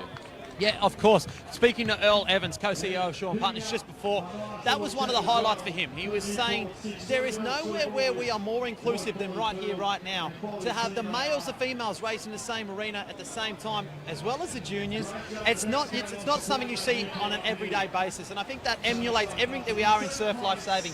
As a community-driven sport, as a family-driven sport, and to see everyone have each other's back, it's all the way down to the under-15s, where you had the under-15 boys telling the girls where to go in the right order. So everyone's got their backs and everyone's looking out for everyone, Sam. Well, perhaps we're saving the best for last, but after a jam-packed program like we had, then it came down to the 6-person mixed taplin relay. Dom, it's been the story of the summer so far throughout that Northcliffe weren't able to win a 6-person mixed taplin at round 1. At round 2, they fell short. But today, we almost knew before the race started, didn't it, that it was finally going to come together for them. It's actually shocking that Northcliffe haven't been able to pull that off. They're such a powerhouse club. They dominate absolutely everything. So, and you could see, I mean, Danielle McKenzie, Georgia Miller, they didn't have the best individual races today, but you could see how much that meant to them just as a club, and to be around that atmosphere and that environment and to cheer their teammates on to get that win. That'll go down in history for sure for Northcliffe. Really hard to pick out any individual athletes from that, but I can see the smile from Riley Fitzsimmons at the back of the podium at the moment. He's new to BMD Northcliffe. He had been at Avoca Surf Club on the Central Coast his entire life. He desperately wanted the opportunity to win the race for them. At North Bondi, we saw that it was Mitchell Trim who managed to get him in a sprint finish, but today he wouldn't be stopped, and the celebrations as they ran up the beach, that was unbelievable the way they were claiming, pumping up the crowd. Riley's putting his ear to the crowd at one point. It sent them into a rapture. I know, and then of course Riley and Georgia had that beautiful embrace, because I don't think I could race with my partner in any sort of a race, and Georgia actually said in the post-race interview that I think she's quite it was almost like the end. I wanted to kill Riley. It was almost the end. It was almost over. So it's a good thing Riley did get across the line and finish that one off for their relationship, if not anything else. Thank goodness. Stewie, you've been a member of BMD Northcliffe for a number of years. You've won a number of titles for the club as well. It's important to include that on a day like today. Yeah, there goes a couple more too. The champagne being celebrated. Stu, what does it mean to the club? What does it mean to have something like this to round out what has been such a successful event? Look, I think you strip everything away, and it's just whatever club you're a part of, whatever club you're in, it's all about the win. It's all about that. But BMD Northcliffe, they emulate professionalism. For where they are as a single club, they are the utmost professionals in every aspect of the sport. So it is the reason why they are so strong and why they win so many events. Well, the party is well and truly started. We're seeing the athletes pass around that cup at the moment and drink out of that.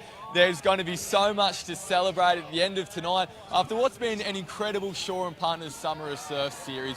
Thank you so much for watching, and thank you so much for supporting the new wave of surf sports as well. It will be back bigger and better than ever next year. And until then, we can't wait. Thank you so much for your time, guys. It's been an honour. Thanks, Sam. Well done.